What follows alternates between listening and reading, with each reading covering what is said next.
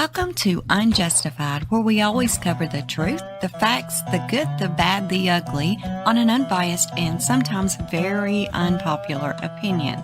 If you're not already a subscriber, go ahead and subscribe now and hit the notification bell, and that way you will receive all of our upcoming videos. Thank you so much for being here, and we do hope you enjoy today's video.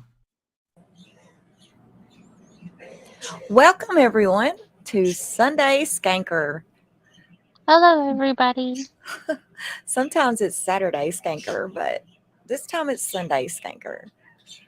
Yes. Hope you're all doing well. We got Dave up here with us tonight. He's not feeling that well with his new medication, but he's here with us too. So me and Nelly and Dave, especially me and Nelly, has really been going over this case. Carla and Paul is from Canada, which is where Dave is from, but it's not in the same vicinity. Dave said they're like, what, Dave, 12 hours away? 12-hour drive, yeah. Yeah, so it's not in the same vicinity. However, when we was doing the premiere earlier, there was several people that said that they lived close by. They remembered this distinctively.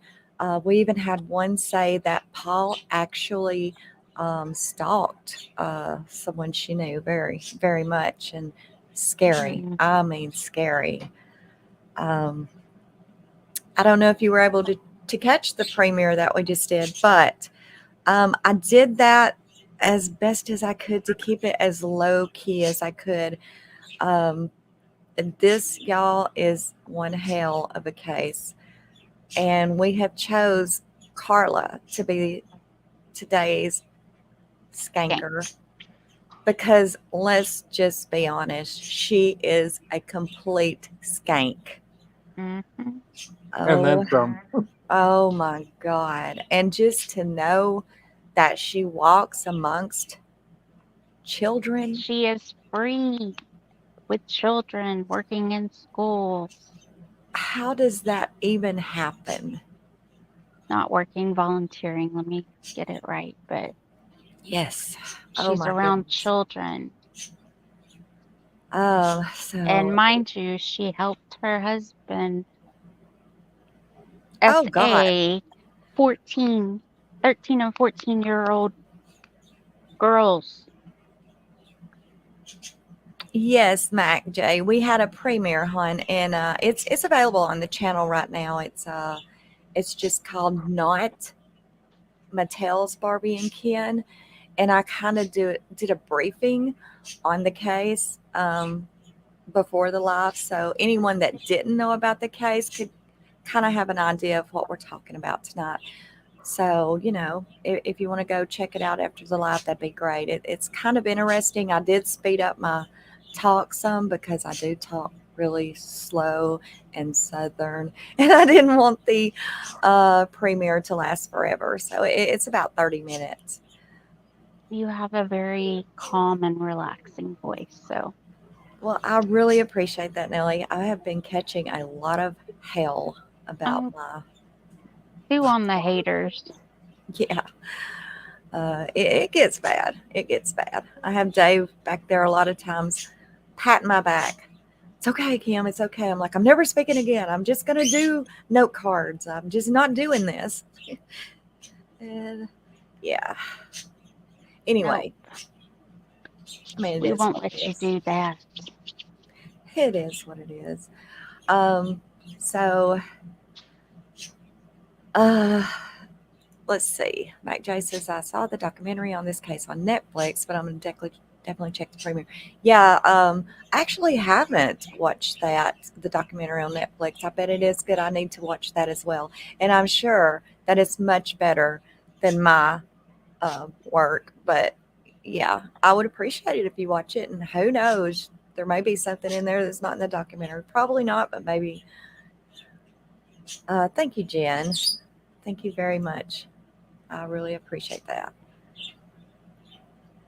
How is she even able to work with children nowadays? Exactly. Oh, well, that's the whole thing, though, because she was able to change her name and everything else when she got out, and then again she got remarried. So there's another name change, so nobody would actually know it was her, because if you figure out she's in jail, and by the time she hit the school system, that's probably what, 20 years. So her features probably changed then too.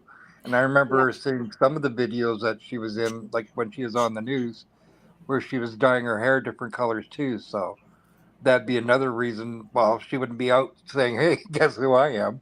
So Yeah. yeah, she could sneak in no problem. Yeah, she did look different. I put some of her updated pictures in the premiere, and yeah, she's got different color hair and things like that. Thank you, Mac J, for being a loyal supporter for 2 months. Yes, thank you. We really appreciate that. You know, they let her, because she testified against her husband, they let her out after 12 years. 12 years. She helped her husband lure women and children and essayed them. Horribly. Their last one was what? She Horribly. was 14? 14, Yes, right? 14 years old. Kept her And for 3 days and tortured her and assaulted her in oh my God. unimaginable ways. The attorney said that no one should have to view what he had to view on those tapes, much less go through what that poor girl went through. Oh my God. I am so thankful that those tapes they've been destroyed, and for good Yes. reason. Um, I mean, that little Leslie girl, man, she was Oh, not Leslie, Kristen. yeah, I knew who you meant. Yeah, she was warning all of her friends at school and everything, and just don't talk to strangers, just be very careful, because one of their good friends, Leslie, had been murdered. And it was just, she was warning people, man. And for Carla to drive up to her looking like, a well-dressed young girl, she trusted her. And then, Holding a map, acting like she was lost. yeah, and then Paul comes up behind her with a knife to her throat. Are you kidding me? After she had literally just been warning all of her friends not to talk to anyone. And you know what makes me sick, Nelly? Hmm. I mean, completely disgusted. The whole thing does. Right. But just to think that they kept this 14-year-old girl for 3 days, I can't even repeat the things they were doing to her. But then after they strangle her, throw her body in the basement for Decapitate her. oh God, to totally dismember her. But then they've got her in the basement, right? And her body decomposing. Invite her mom and dad over for dinner. Her mom and dad comes to dinner at their house, and they have this spare refrigerator in the basement.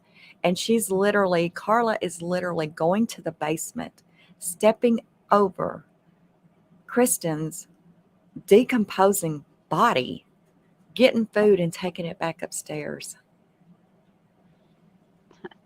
That is to her family. disgusting. Yes, to her family. And then the next day they decide it's time to dismember. I mean, they're getting married in a damn fairy tale wedding while they're pulling this little girl's head out of concrete buckets, right? How in the hell could any judge or jury, or I don't care, say, okay, you get 12 years? You Dave, get can the 12 years. judges overrule like our judges can? Like, say the DA makes a deal with the lawyer, with the defense attorney. Oh Our yeah, they judges can. Yeah. here can say, no, not happening. You're getting this. See, what they should have said is from 12 years to life, because Right. that way, at 12 years, then she goes up for parole. And if they say no, she's not ready to go, then she can still stay there. But they just said 12 years. So it's stupid. 12 years was up and Unbelievable. away she went. Yeah.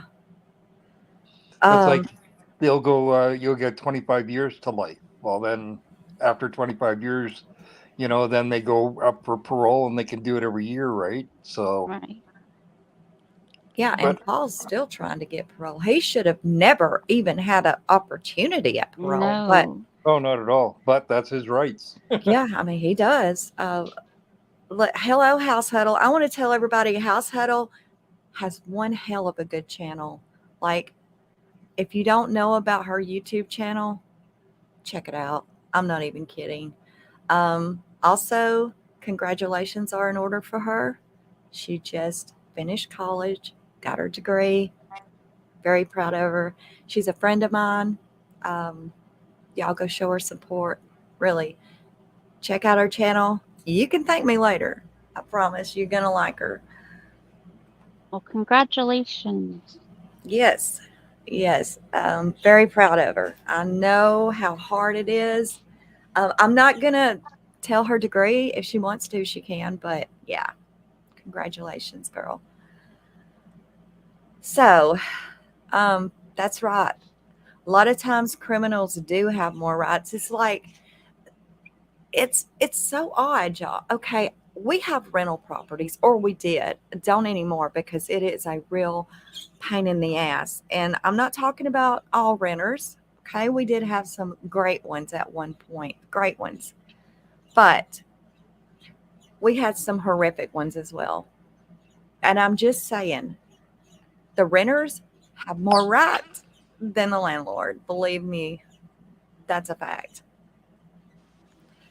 Um, yeah, like here, say for example, and we did run into this issue one time. Um, these people were horrific. I'll just put it this way. After they left, we could finally get them out, and we went into our home to clean it so we could re-rent it. We couldn't. We couldn't. We just sold it. Just can't do it. These people had used the restrooms. They had not paid their electric bill, had not paid their No. water bill. Nelly, they had used the restrooms in the damn sinks. Oh, gosh, I knew you were fixing to say that. Yes, ma'am. Um, because they couldn't use the toilet anymore. Like, it was horrific. And I mean, they spit chewing tobacco on the walls. I mean, I don't even know. Who They had can live like that? I don't know. I don't know. But here's the thing. They were like, I don't know, months and months behind, never did the yard work, blah, blah, blah. Numerous reasons why we evicted them. Well, I get a thing back. I can't evict them. I cannot evict them because she is 3 months pregnant, and you cannot evict a pregnant woman. Oh, no. You cannot. I don't care if they're not paying their rent. I don't care what they're doing. You cannot evict a pregnant woman. And so I could not legally evict them until the baby was 2 months old. 8 weeks Wow. after. Yeah, it was horrific. And by that time, you're talking basically almost a year. They lived there completely destroying our property. So, and, and we felt bad. This was a young couple. I mean, we kind of, we put the rent down. We waived the deposit, all kinds of things, because they were just so sweet. Right. And I just, my heart went out to them. Young couple trying to make it. Oh boy. Did they take advantage of you? Oh Oof. boy. Yeah. So, and as I say, we've had fabulous, tenants and things, but uh, the good did not outweigh the bad in our case. It didn't. So we don't even do it anymore. Can't do it. Nope. It costs you way more to do that than you ain't going to profit. Mm-mm. Yeah, be real careful with that, house huddle. That's exactly what we did. We had actually 4 of them and mobile homes. And yeah, it just was not, there was so much maintenance on them, and it was not a good thing. Definitely wasn't. Yeah, Gail, I get it. It happens. It's horrible. And I shouldn't have got off on that. But anyway, I was there because Paul and Carla had rented a place, and a lot of people was like, well, did their landlord not ever? Well, no, they wouldn't have had any reason to, it looked like they kept the yards up and everything. So they really wouldn't have had any reason.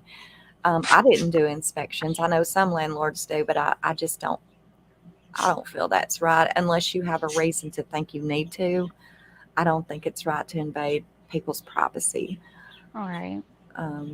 But I get why some people would, now. I get that now, but I didn't then.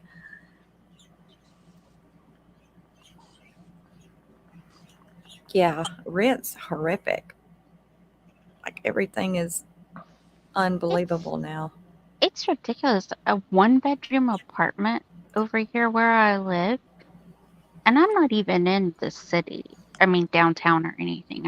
I'm in a city, but I'm not downtown or in a happening place or anything. I live in a Yeah, small little, suburb. small little town. Yeah. Yes.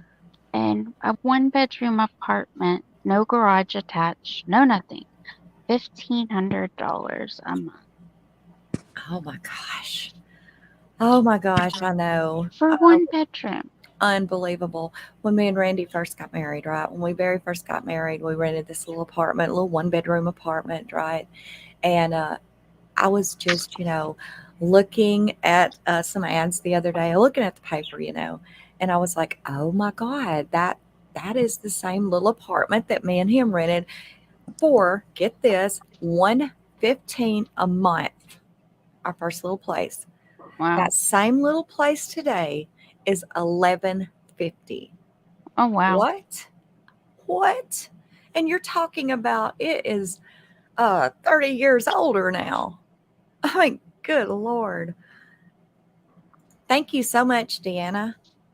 I really appreciate thank you. that. Very much appreciated. Okay, so anyway, back to our case. Yeah, we're good at this, y'all.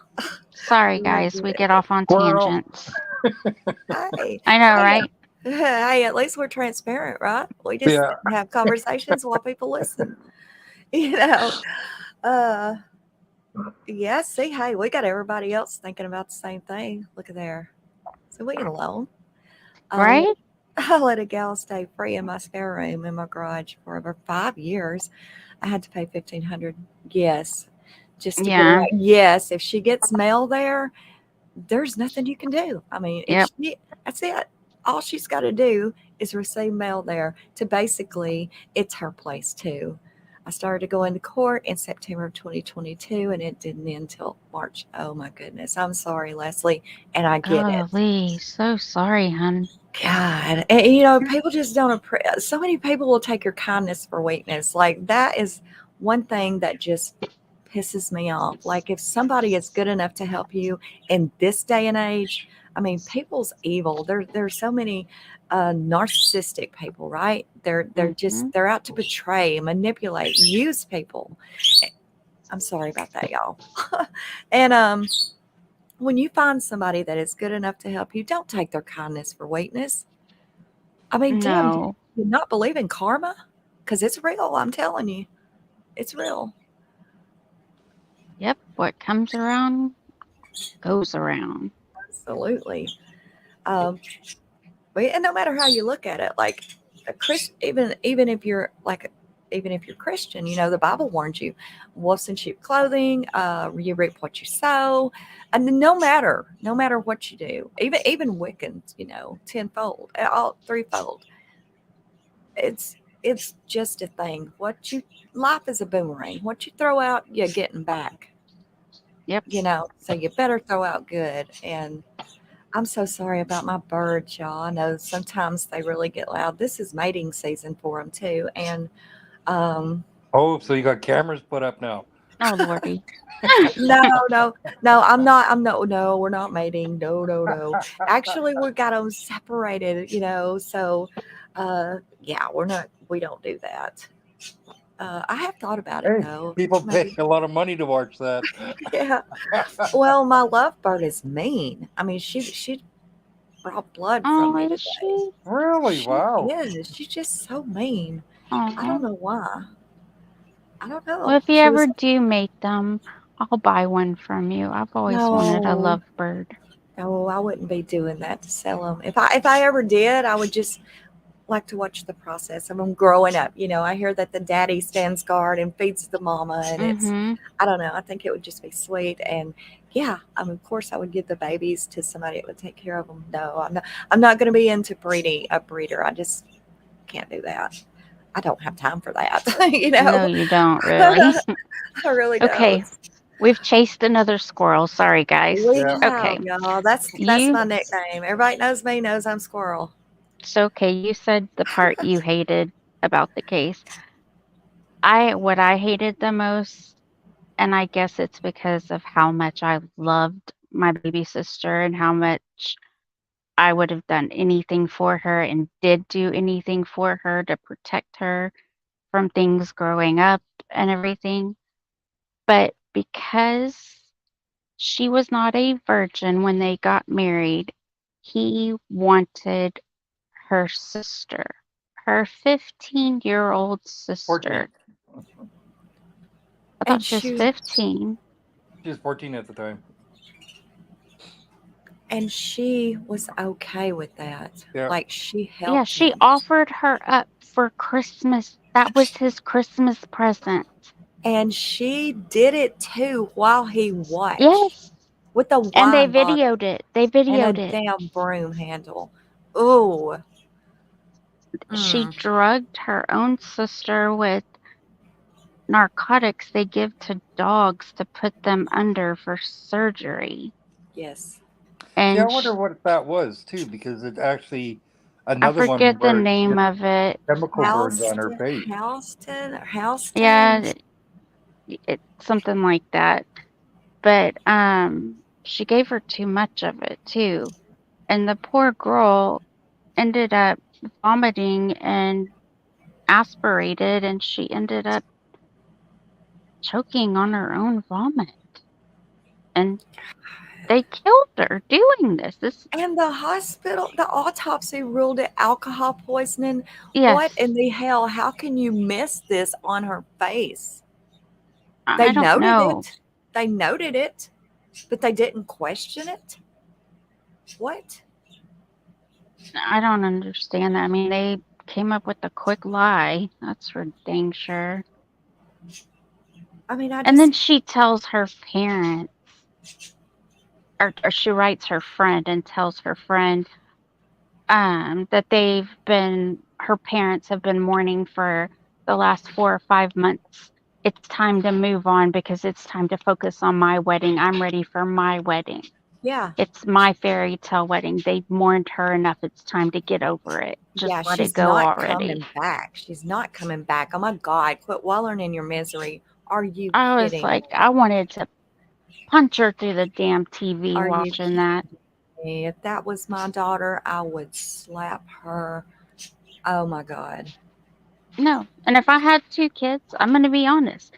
If my daughter did that to my other daughter, I would not have anything to do with my daughter that killed my daughter. Absolutely not. Oh my God, no. There's no way in hell I would support her. But her parents were supporting her. I don't get that. Now I get unconditional love. I really do. I do too, because I have I get unconditional love for my kid, but my kid commits a crime, he's going to have to face the consequences of that crime. Oh my God. Can you imagine just your younger? I mean, this little girl, Tammy, literally looked like her twin. Yes. She was just younger and she idolized her older sister. They were close. Tammy helped her fit her wedding dress, helped her plan her wedding, And everything. was so excited about it.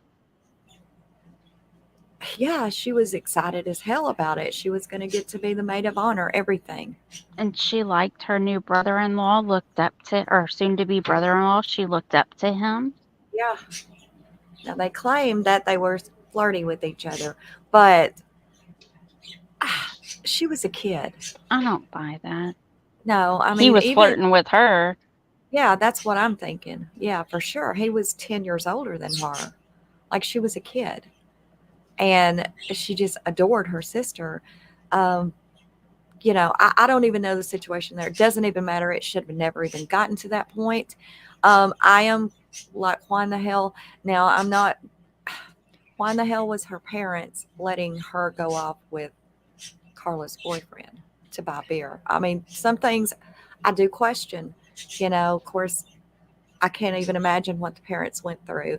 And I'm not going to judge them for supporting Carla, although that's definitely not the route I would have taken. But when you go back into it and you find out that the parents were allowing this 14-year-old to go off with him, because Carla and him lived in their house for what, 3 or 4 years, Mm-hmm. you know, and they were letting her go with him to get beer. They were gone 6 hours. It wouldn't have just been Carla up in Paul's face wanting to know what in the hell was going on. I would have been up in Paul's face. No kidding. So something just, I don't know. It just doesn't make sense to me with that. But there again, um, I don't know. She was no longer the center of attention once her little sister came to life. Yeah, that's quite possible as well. That's exactly what it is. Yeah, You hit yeah. it right on the nail. Very jealous of her, you could tell. Very jealous of her. Mm-hmm. Okay. Oh yeah, just a quick announcement. Wednesday night, we are going to go ahead and do a What's Wednesday. There's a couple things we want to discuss. Dave has we have a topic of, what's the best way to put it, Dave? Our topic's Money, going to, honey. yeah, I mean, that's the only way I know to put it, because that's what it is. It's not their spending, though. It's not that. It's other money things. But we will be doing that Wednesday night. There's also something else that we want to discuss before we get into that. And we're not going to right now, but I just want to put that out there, let you all know about it. Anybody that watches this replay to know about it. We got 47 in here right now. If it was a Watts video, we'd have 200 to 300. I wish people would understand there's other cases that deserve attention, not just that one. But I don't know. Yeah, there's a lot of cold cases out there, especially involved kids, that just, Yes. That it's need to like be put nobody out cares there. about. Yeah, it really bothers me. I spend a hell of a lot. I mean, honestly, the Watts things, they take a long time to put together. They truly do. And that's because it's not because we don't know and we're having to research it, because I just don't think I can research that case any more than I already have. It's finding everything to show you, to present to you, what we're saying. We don't like to say nothing we can't show. And Right. The that's what. receipt of what we're talking about. Right. Yeah. I mean, we like to show it. However, and something like we're doing tonight, any of the Skankers files, any of the other cases we do, they take extreme researching. I have been researching this case and Nelly. We've been working on this a month. The premiere I made, everybody watched today. It literally took me a month to monologue, put it together, edit it. It was just, these cases I think need to be heard. There's people in here right now that are probably from Canada. Mm-hmm. This bitch is out, y'all, and you need to know, if you don't already know, what she did. Because I'm telling you, if she was that easily manipulated and swayed, if Paul even had to manipulate her, to me, it doesn't really seem She like it. had to have darkness in her too. Absolutely. Yeah. That he didn't persuade her to turn dark. She had darkness in her already. Well, one thing Evil. is, yes, she is out, but now she's divorced. She doesn't have her kids, so who knows what the heck she's doing. That, Exactly. she's by herself. Who knows if she's, what she's And why? doing, because there's nobody there looking over her anymore. Well, what And Yeah. if like she she was finds never. another Well, that's the whole a-hole thing. like the other one and she starts the new one all over again? Yeah, or just starts off on her own by herself. Who knows? You'll never know. Exactly. Because she participated in the essaying of these women whenever, Yeah. Well, not really Oh, women. They were kids. well, there were yes. also women too, though. Well, I There know. were I'm kids. just like her. How? What's going through your mind to even think of using your own sister? You know. I don't even know. I can't even Oh my fathom God. it. And supposedly that was their first victim together. I don't believe that. I don't either. No, neither. She was way too ready and anxious and good with it, for it to be your own flesh and blood. Like, you already have to have something there, in my opinion, to just not give a damn at all. I don't know. I just don't believe it. And I do believe they had more victims as well. I'm pretty damn sure that Paul did, right? Because there Mhm. was 19 reported. But you also got to know, many women does not report these kind of things, and they believed in his threats. Oh, And yeah. as brutal as he was to them, while he was doing these things to them, they believed him. They believed those threats, and they never came forward. And not only for that, sadly enough, a lot of times victims are embarrassed, ashamed to tell anybody, and it's not their fault at all. But they No, it's just not. won't. They just don't want to do it. And sadly enough, I know this from helping victims. Um, it's sad, but they do end up having to relive it and retell this story dozens of times, not just Over once. and over and over. I can Mm, vouch for that. yes, not just once. I've had victims look at me and say, I can't do this again. I can't say it. I can't tell it again. Well, you've got to go here and you've got to go there and you've got to go tell the DA. You've got to tell this person this. And, and they just like, I can't do this. I can't. I just want it behind me. I want to forget it. And that's why so many, they just don't get reported.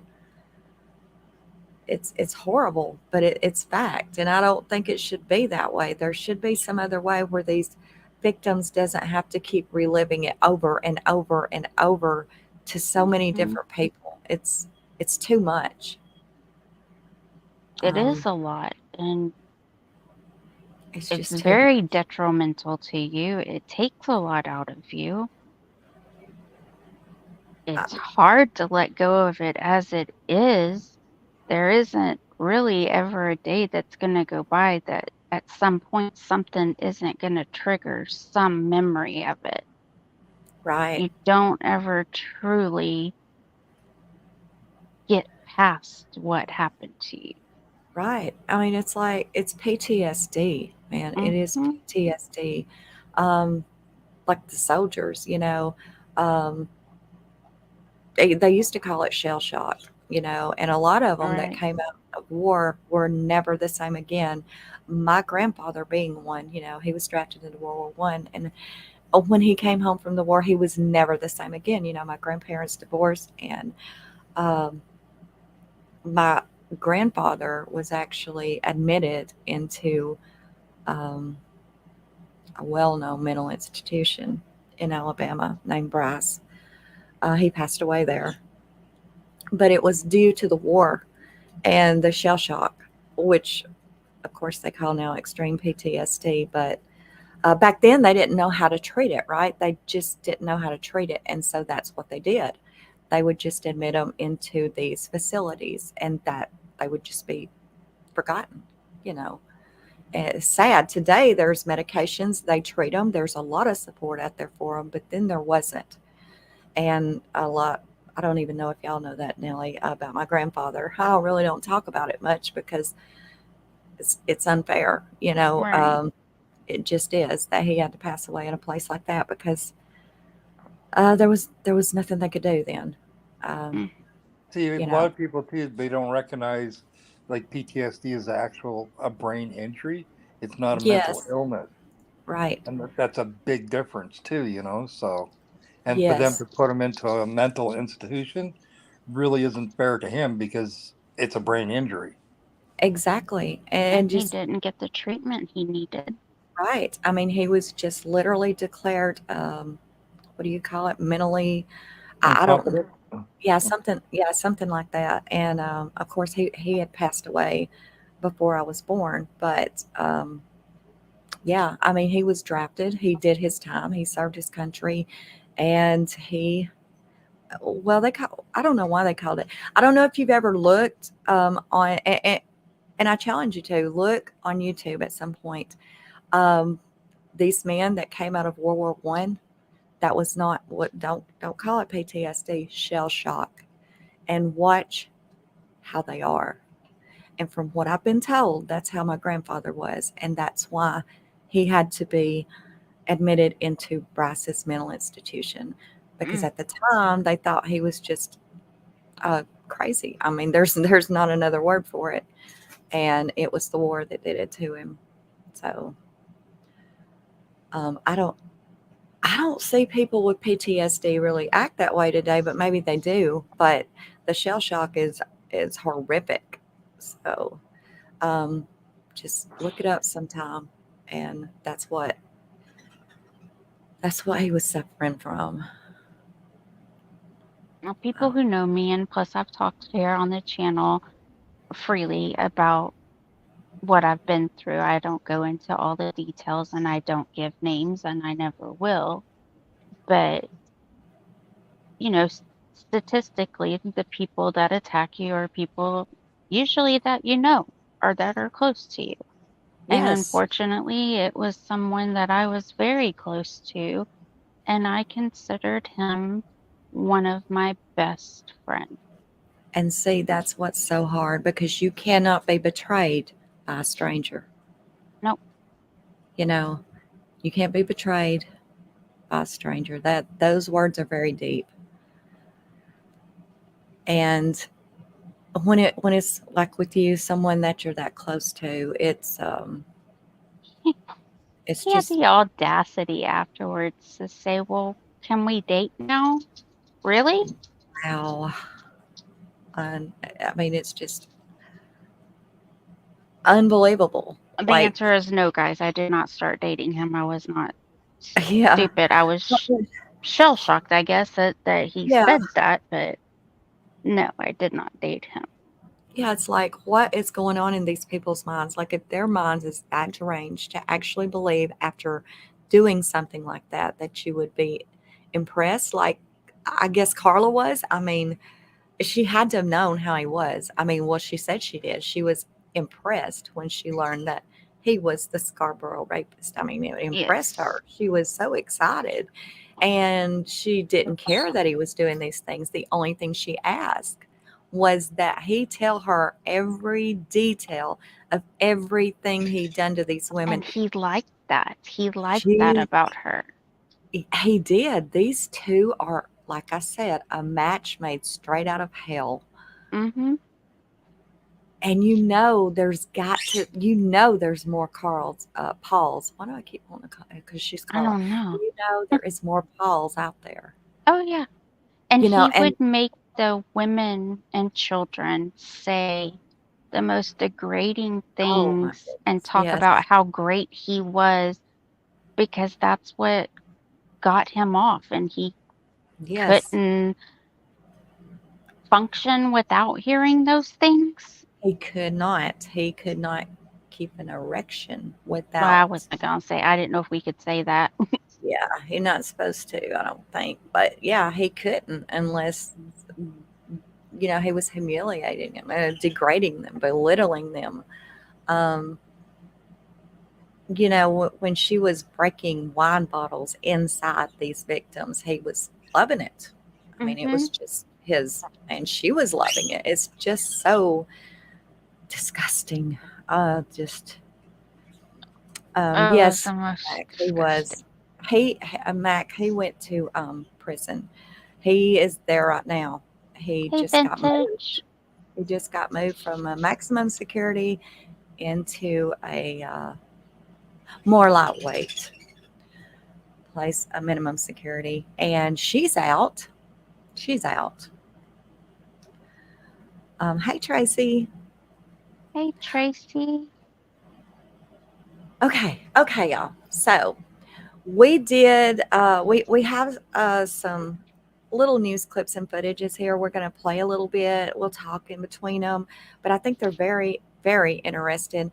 Actually, me, Dave, or Nelly either have had a chance to actually watch these in their whole. We've kind of skimmed over them, and what we found, they were extremely interesting. And this is going to take you all the way back to the very beginning. It's going to show you some of the tapes.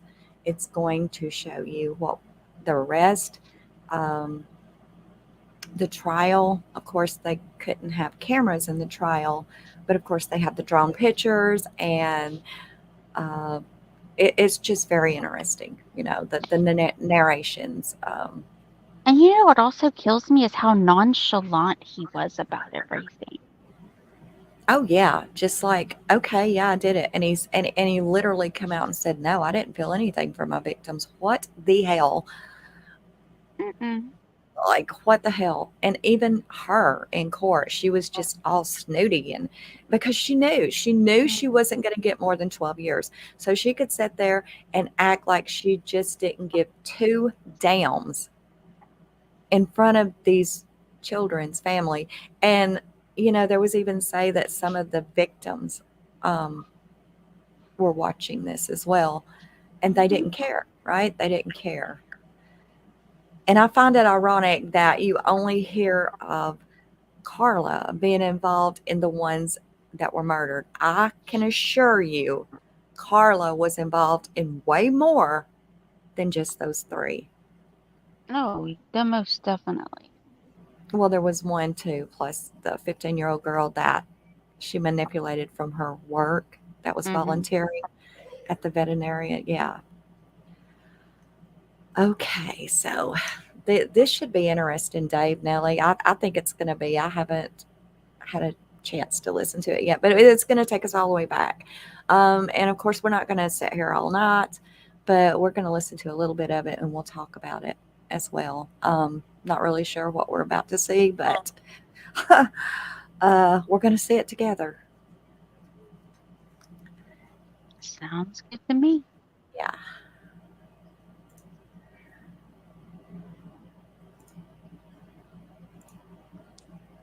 Bernardo's defense lawyer, John Rosen, that Tammy was sexually assaulted by his client 5 months earlier in July 90. Turn it up, Kim. It's kind of low. Valium in her Okay. baby sister's spaghetti sauce. Homolka bristled at the suggestion. You are wrong.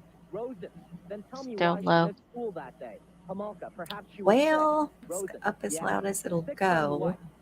Then Rosen read the transcript from the home video porn made by the couple after Tammy's Yeah, death. it's up as loud as it's going to Homolka go. caresses Bernardo, Maybe tries it's to just trust that what one. You really have to live with. Agreed to allow her younger sister to be sexually Okay. assaulted. It looks by like her it's going to be then low, boyfriend y'all. There's really, after the I can't do conversation nothing came about up it. It's all the during way. sexual fantasy So I'll play. stop talking. Everybody, turn your Rosen stuff up. suggested Homolka was jealous of the 15-year-old when she disappeared with Bernardo for 6 hours one night in July 90. Rosen accused Homolka of thinking, if my little sister thinks she can play with fire and not get burned, I'll show her. Homolka shot back, you are dead wrong. Towards the last 18 months leading up to this wedding, Homolka alleges she was pressured and abused into giving her sister away. Yet John Rosen could only produce letter after letter in which Homolka is planning her wedding or talking to friends about what a perfect husband Paul will be. Homolka, a lot of women go through this. Women who are in this type of relationship and still believe they love the man. Rosen retorted, look at who you are. Then he showed evidence of the 19-year-old at the time who advised a friend to get out of an abusive relationship. Rosen said, Homolka's celebratory letters do not reflect an older sister pressured, abused, and concerned about her sister. Homolka, Mr. Rosen, I did not believe her life was in jeopardy. Rosen, do you not understand still, Ms. Homolka, that her personal security, her integrity as a woman was in jeopardy? Regretting her past actions, allegedly following Paul's instructions, Homolka testified, I have to live with that the rest of my life. Rosen, what you really have to live with is that you voluntarily participated, and you are into kinky sex the same as he was. Homolka, that's not true. Well, there was a strange aura in the courtroom at the end of the day. She ended it by flipping through a big, heavy blue book. Homolka said it was a joke. She wrote letters to Purdy that Rosen said show she was preoccupied with her wedding. Homolka said there's nothing strange about a girl being preoccupied with her wedding. Rosie said, unless in the interim there's the death of her sister who was drugged and raped. Hey, what is my problem? Beaver lumber store clerk who sold Brenardo 22 bags of cement. 12 were returned. The video store manager who rented Brenardo the movies Angel Heart and Criminal Law. On the weekend, Kristen French was alleged to be inside the Port Dalhousie home. Today, the house is boarded up and defaced with graffiti reading "Remember French" in Mahaffey. There was a different atmosphere in courtroom 6-1 this afternoon after Carla. Confidence, a feistiness, a combative attention to detail in the last of her 17 days on the stand. Today, she was back in the familiar hands of Crown Prosecutor Ray Houlihan, back before this familiar piece of furniture. The master bedroom hope chest. In front of it, both 15-year-old Kristen French and 14-year-old Leslie Mahaffey were raped and sodomized and allegedly murdered, perhaps gazing at photos of Homolka's baby sister Tammy, who also died while being sexually assaulted on videotape by the Crown star witness and her ex-husband, the accused Paul Brenardo, in this home, lately the target of vandalism committed in the name of the victims. In court, Houlihan pointed to reveal the hope chest. He asked for Homolka's assistance. Do you recognize this hope chest? Yes, that's my hope chest from my bedroom. It is Homolka's behavior that the whole region, the whole nation has been watching, especially during these last 7 days of the defense cross-examination, as they really keyed on her sometimes gleeful demeanor during some of the most hideous crimes captured on videotape, as they attacked her 12-year manslaughter conviction deal, which she got after she told the story of how submissive she was to Paul Brenardo. Well, today the Crown had the last word. Homolka alleged again today that it was Brenardo who first thought of dismembering Leslie Mahaffey's body. And she said she was merely repeating Brenardo's words when she wrote to a friend that they couldn't live in Toronto because there are too many immigrants and too much crime, or when she criticized her parents for only paying for half of this lavish wedding because of the cost of burying Tammy Homolka. She testified she didn't openly accuse Brenardo of Tammy's death because she was too afraid. She denied defense allegations she had done nothing to stop the crimes. Quote, I told the police what happened, and I agreed to testify against Paul. That was a result of lengthy negotiations 12 months after Kristen and 22 months after Leslie. Finally, though she has had access to newspapers, she vowed she followed police requests not to read about this case in the media. Those in the public gallery chuckled with laughter as Homolka calmly stated, they didn't want me to be contaminated. Well, so after Karla Homolka, the Crown produced a long line of witnesses, including several employees of Beaver Lumber in St. Catharines. They talked about a receipt that Paul Brenardo had signed after purchasing. Then Houlihan asked Homolka to explain a nasty letter she wrote to a friend, cursing her parents for wanting to scale back her lavish wedding because of the funeral expenses for Tammy. And then threaten your child. What Paul had said. Homolka was asked to justify why she'd written. So she was mad as hell that her parents were paying too much for her sister's funeral and not putting enough money into her wedding.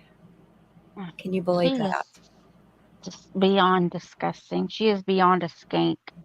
Oh my God. Like, that's unbelievable. How in this hell can her parents support her?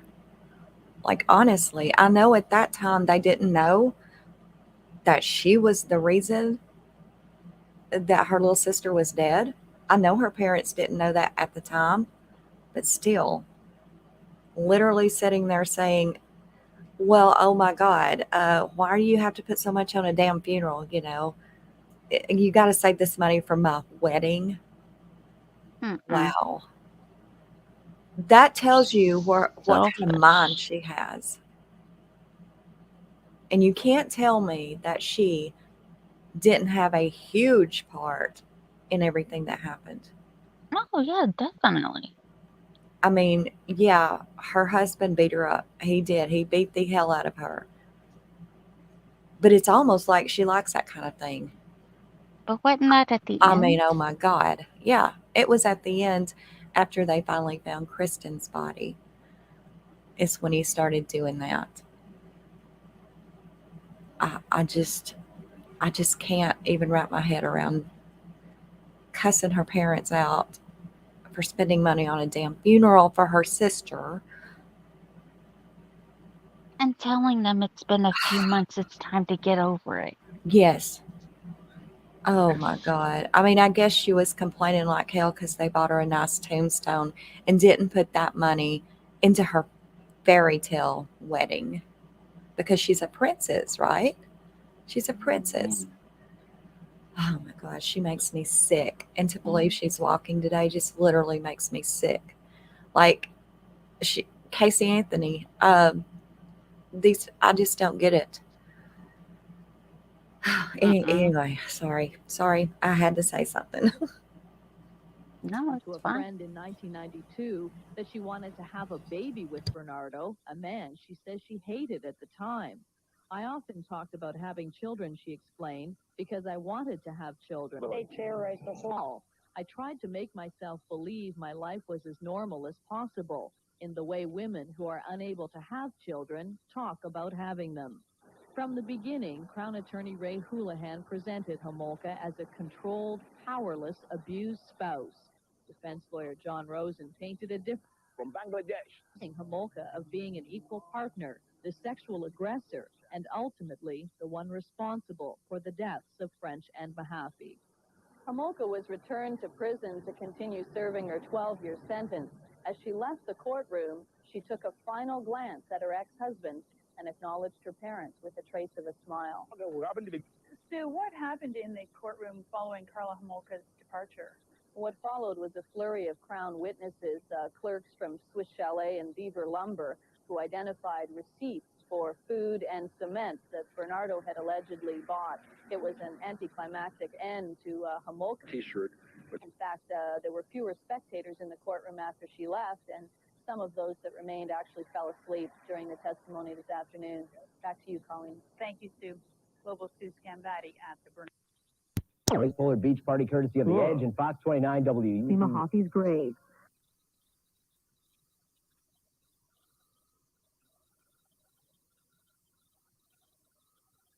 As Don says, when you look in their eyes, there's just nothing there. How could anybody hurt someone so beautiful?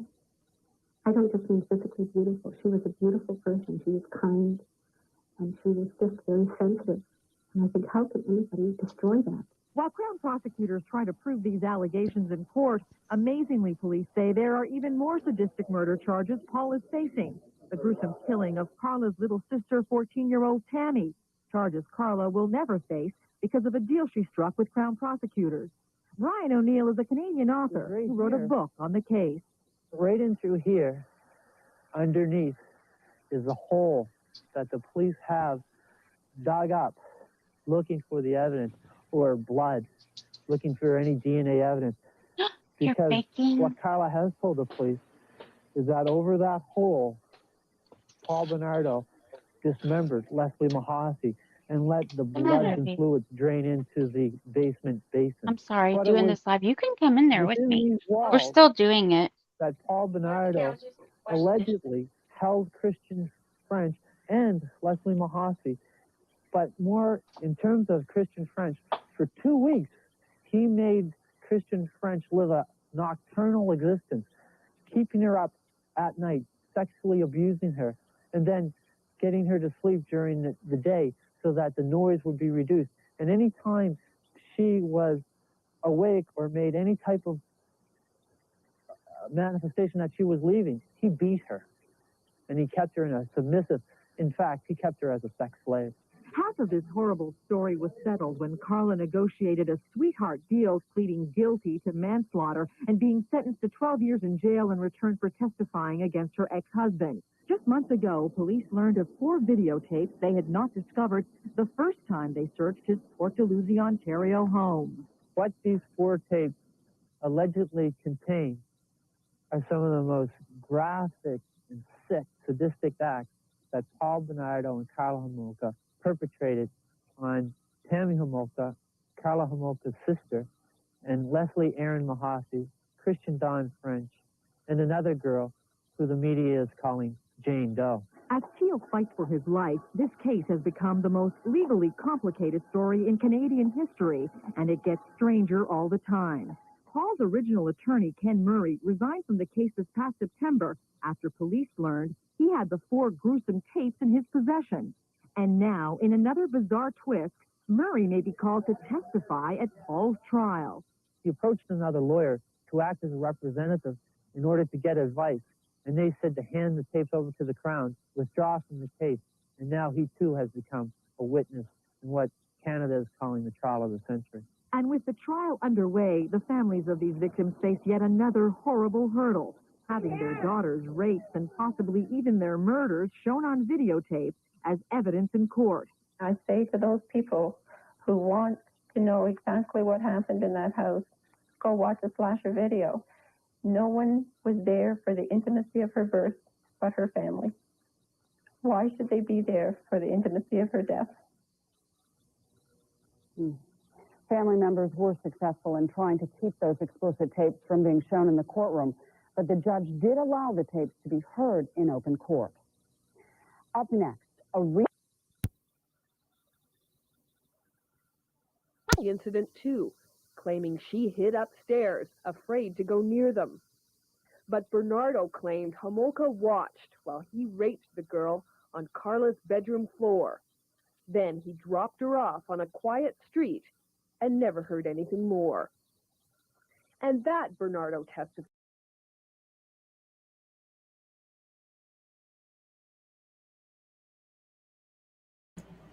I agree. We thought she was very, very skank-worthy. And I believe she gets a trophy as well.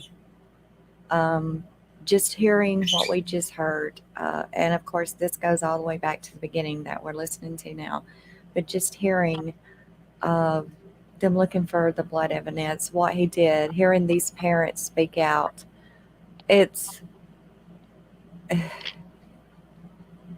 unthinkable, like, how does anybody's mind literally get to that point, especially her, especially her. Yeah, it really wasn't pretty in my opinion either, but back then those big fancy glitzy princessy, because see, Carla thought she was a princess, that was her thing. And she played with Barbie dolls. She collected all this Disney stuff, and she literally thought she was a princess. And so that's why she wanted a princess dress. And Paul was her Prince Charming.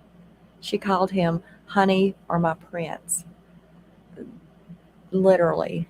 They were going for a dark, deep, Grimm's fairy tale, if you will, sort of fairy tale. That was what they wanted. That's where they were at. Disgusting. And yeah, she should not be out walking, but she is right now, like literally right now. And we all know there's another Paul out there somewhere. And that Paul, his mind is just as twisted as hers.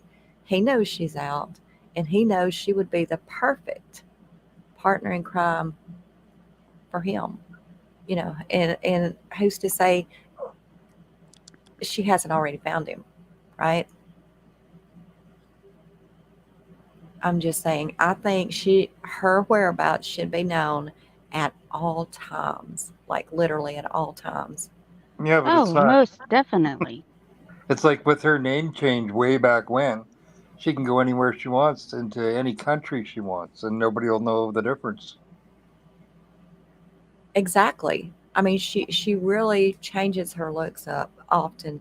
She was going under a name by the last name of Teal. I want to say it was Leslie, but I know it was Teal, Teal. But that is before she was noticed by a reporter. So I've heard she's just went back to her regular name now. Either way, I mean, everybody should. Yeah, like Dave said, she could be anywhere. She could be any of our neighbor. And as we say, there is a Paul out there. And just like I said in the premiere, history could well repeat itself with this one. And it could be now. It's just disgusting. And we thought that she would be a really good skanker to do, so everybody could be aware that she literally is out there. Her name is Leanne Teal. That was what she was going by. That's right. I don't know where I was getting Leslie, but it's Teal. But there again, she could be going under a new assumed name now. But the one thing about her, y'all, she can't change is she does have a certain look in her chin, I've noticed, and her mouth. Like it's, So Yeah, very distinct. yeah, very, yes. And I'm not even kidding. I would definitely be watching my surroundings with this one, especially if you have young girls. If it's just awful. We know Paul's not out there, but she is, and there is another Paul out there. And as we were talking before the live started, why did her husband divorce her, and why is the children living with him? Like they're not with her anymore. I mean, in America, when she got pregnant, she would have never been able to keep the child anyway. It would have been taken right then and there due to her past criminal charges. Absolutely. But there, she was able to keep her children, soccer mom, volunteering at the school, working at the school, all this kind of thing. And everybody's, her attorney's like, get over it. She did her time, get over it. Well, just because she did her time doesn't mean she didn't get a brain transplant. She's still the same sadistic, crazy witch that she was. She's SA'd children. More than once. Yes. She lured them and got off on watching her husband do horrific, and even helped him dismember. Yes. And if it was their children, their grandchildren, their niece, whatever, would they be okay with that? With her being around them? Exactly. Get over it. I hate it when people get over it. Get over it, my tushy. You don't get over this, especially this woman here is young. Well, no, she's not younger. I think she is my age. Like, didn't they say she was born in 70?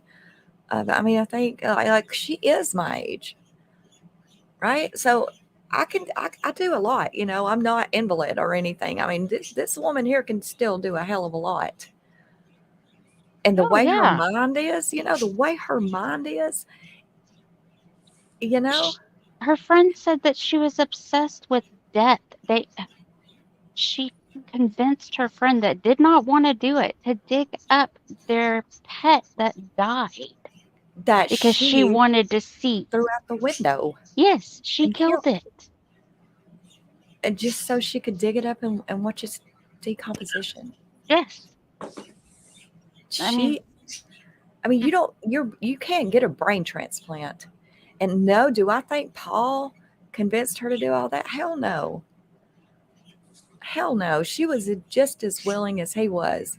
And just as the psychiatrist said at her trial, I believe she instigated a hell of a lot of it. Mm-hmm. Those tapes prove she absolutely, positively enjoyed breaking off wine bottles in these kids. And she got pissed because he went out without, or because she was sharing their wedding champagne flutes with the last victim. Yes. That's what made her mad. My God. Yes. That's why she was furious with that one. Are you kidding me? She had been beat, drugged, essayed brutally. Tortured. And she got pissed off because they were trying to dose her up and knock her out again and used her damn champagne glass.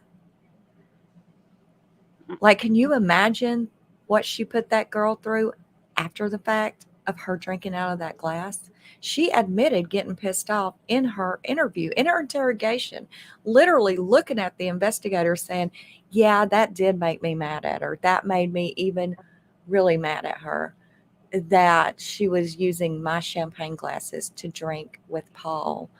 Are you freaking kidding me? She could have saved that girl while he was gone to go get that food. There was plenty of time to call 911 or open the door and let that girl go. absolute proof that she was not made to do a damn thing. She's the one that lured the girl there. Yep. I mean, this kid was walking home from school in her school uniform, and Carla's the one that lured her there, got her in the car, and helped Paul overpower her with the knife to her throat. Oh my God. I will be getting those, House Huddle. I'm going to get them. I'm not sure if they're publicly available, but I'm definitely going to see about getting them. I think his are, or portions of them are. Is it? I'm going to see about I getting them. think so. I want to say I watched so much stuff the past month, I can't keep up with what's what. Well, now I know there's little clips of hers out there because that is where I was seeing when she was saying, "Yeah, I got mad. I got really mad." Yes. When I saw that part of her. Actually, I've got that. If it doesn't take much longer here, I'll pull those up and we'll watch a little bit of that because I do have that. I know, I'm looking through my links right now to see what all I've looked at. With my one eye. Yeah, I may just go ahead and put those on the channel because, I mean, this is not only is it one hell of a case and she is one hell of a skanker, this is definitely one of those cases that people need to be aware that this witch is out there, and we know there's more Pauls. And who's to say that she's not already got her another prince? You know what I'm saying? So yeah, it is. She didn't change in her 12-year imprisonment. 12 years, Tracy. She only did 12 years. That's it. Yep. Okay. All right. Sorry, y'all. Let me start that back up. I'm sorry. Is exactly what he wanted to do with Leslie Mahaffey. Take her home for three-way sex and let her go. Bernardo's confidence seemed to grow as the week wore on. At times, he pointed out inconsistencies in Carla's testimony, suggesting his version is more logical. Bernardo's cross-examination is almost finished. When it ends next week, jurors will be left with two different versions of events. From the only defendant and a verdict, our closing arguments, the judge's charge to the jury, and the deliberation. Global Sue Scambatti has the details. Well, I think he's anxious, and appropriately so. As they left the courthouse, Paul Brenardo's lawyers spoke about their only witness, Brenardo himself. The defense rested after 6 days of testimony from the man at the center of this sensational trial. Prosecutor Ray Houlihan wrapped up his cross-examination by zeroing in on Kristen French's final videotape words. The captive teenager is heard to say to Bernardo, "I don't know how your wife can stand to be around you." Houlihan, calling French brave, said, "Kristen French is being brutally punished, raped, and tied up by you, yet she's still defiant." Bernardo retorted, "She's being brutally raped and tied up by both of us. I guess you could say this is a defiant statement." Houlihan shot back that it was a courageous act on French's part. Bernardo grudgingly conceded, "Yes, sir, I would agree it would show some courage, but to what end, what motive, I don't know." But Bernardo claimed he wasn't angry about French's words and didn't really care. In fact, he clinically stated that all the schoolgirls he and his wife abducted were additional props, like the handcuffs and choke collars they used during sex. He called himself a jerk for angrily ordering Homolka around near the end of the final videotape of French, but he said if she wasn't happy, she would have left. Throughout his testimony, Bernardo insisted he and Homolka were equal partners in the crimes and the three-way sex. Minutes after stepping into the witness stand last week, Bernardo admitted he kidnapped and raped Leslie Mahaffey and French, but he denied killing them. He testified the schoolgirls died while they were alone with Homolka. Homolka said Bernardo strangled them with an electrical cord. Prosecutors had no comment as they left the courthouse. They called more than 80 witnesses during their case. It has been a grueling haul for the victims' families, who suffered through 3 months of horrifying details about their daughters' deaths. Homolka's family also attended, at times plugging their ears to block out the sounds of the graphic videotapes.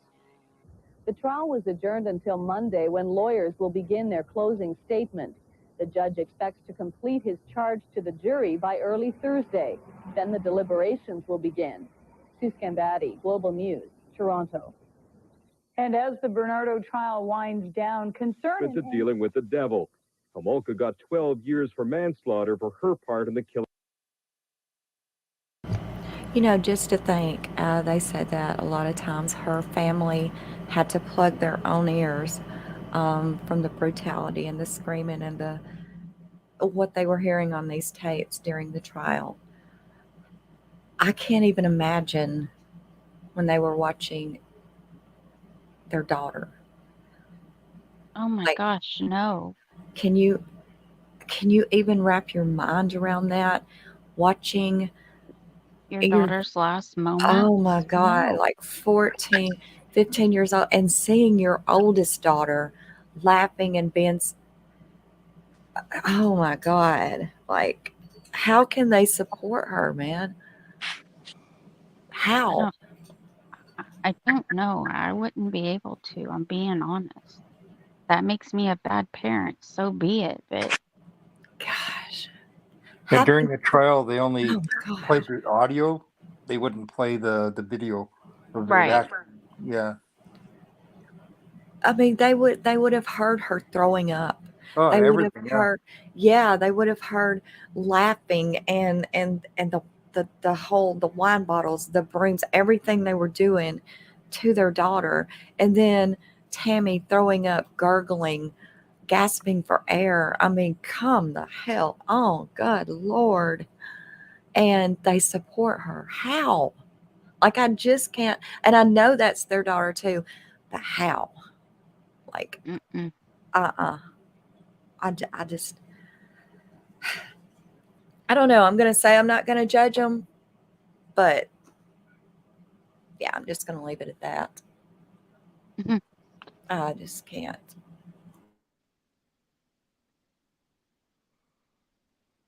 Killings of Leslie Mahaffey and Kristen French. After hearing her testimony at trial, Tory MP Chris Stockwell says the deal is a bad one because Homolka is not getting the punishment she deserves. This lady can be out in July. Simply went out of control. How abducting, stalking, and videotaping young girls, virgins, was all part of their sexual fantasy. Props for the three-way sex he said the couple craved. On his last day on the stand, Brenardo testified about French's final hours, her final words on videotape.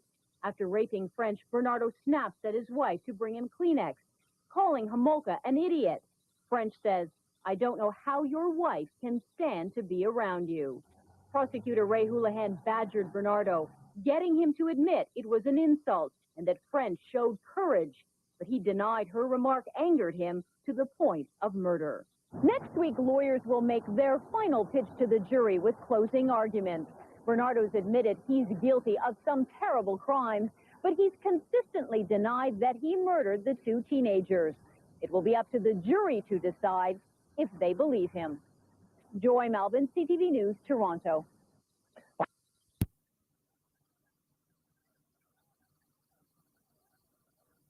To the Ontario government tonight, Premier Mike Harris says the province will wait until the jury decides Paul Brenardo's fate before examining the agreement. Gave Homolka a 12-year sentence for manslaughter in return for key testimony against her ex-husband. Eligible for parole in 1997, some Harris caucus members are lobbying the Premier to overturn the deal because they insist it's too lenient.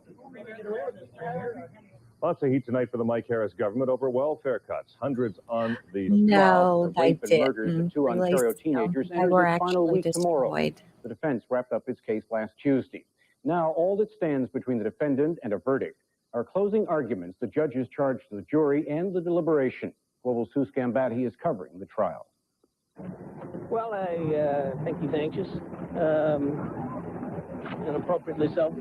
As they left the courthouse, Paul Brenardo's lawyers spoke about their only witness, Brenardo himself.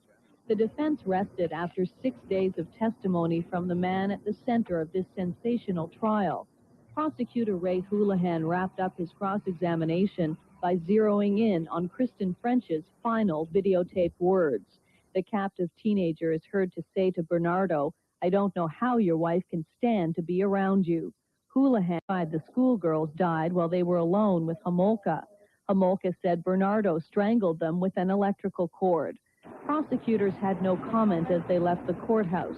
They called more than 80 witnesses during their case. It has been a grueling haul for the victims' families, who suffered through 3 months of horrifying details about their daughter's death. Homolka's family also attended, at times plugging their ears to block out the sounds of the graphic videotapes. The trial was adjourned until Monday, when lawyers will begin their closing. Bernardo was guilty of manslaughter instead. In a spirited attack, Rosen compared Homolka with a sleazy used car salesman, the worst kind of witness, an admitted murderer, an accomplice who sold her evidence for a shorter sentence. That, Rosen told the jury, is what accomplices do. As the Homolkas sat stone-faced, Rosen recounted the assault on Tammy, how Carla was able to lie to police just hours after learning of her sister's death, how she delayed telling police about French and Mahaffey until she knew they suspected her, then secured her plea bargain before saying a word. Members of the jury stand them as individuals, Rosen said. Judge her as a witness and him as an accused, and ask if you believe her when she says she didn't kill Leslie Mahaffey or Kristen French. Rosen had harsh words for his client, too. He called him the devil incarnate, but reminded jurors that even the devil deserves the benefit of the doubt. Colleen McHed Woods, CBC. That he is not a murderer. Rosen told the jury that the Crown has not proven that his client is guilty as charged, because the prosecution's star witness cannot be believed. Global Sue Scambatti is covering the trial.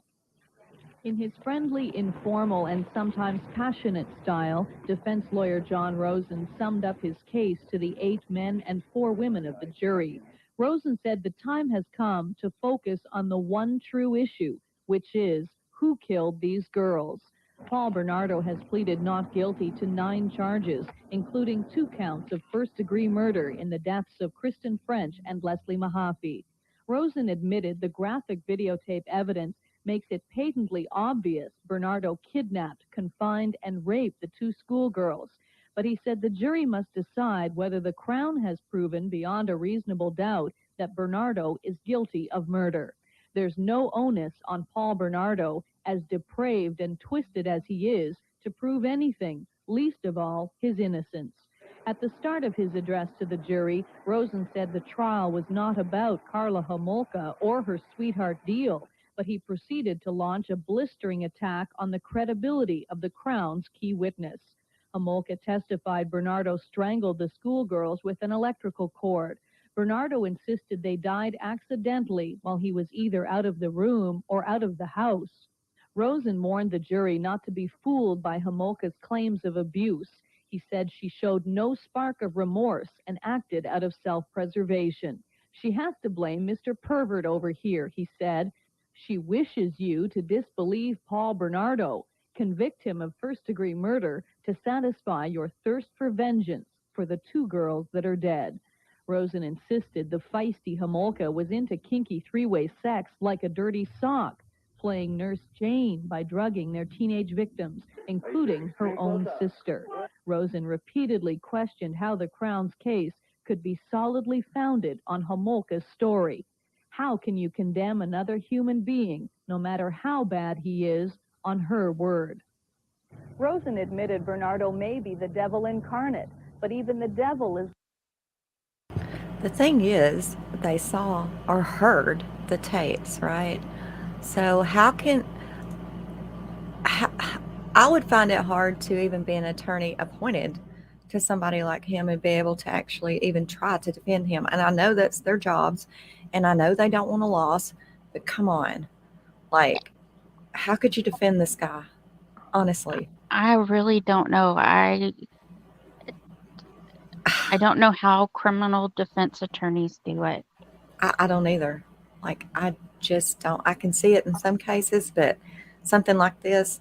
And you know, a lot of them don't want to defend what they have to defend, but that's their job.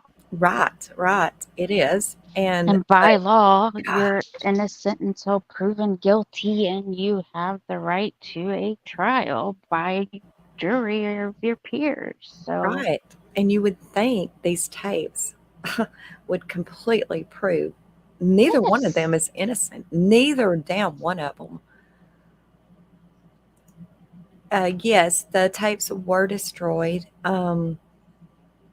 There is still, like we're seeing on here, I mean, you'll see some of them, but the acts, they were destroyed as they should have been. I mean, there is some sick people out there, like another Paul, for example, or another Carla, that would just absolutely get off on watching these tapes.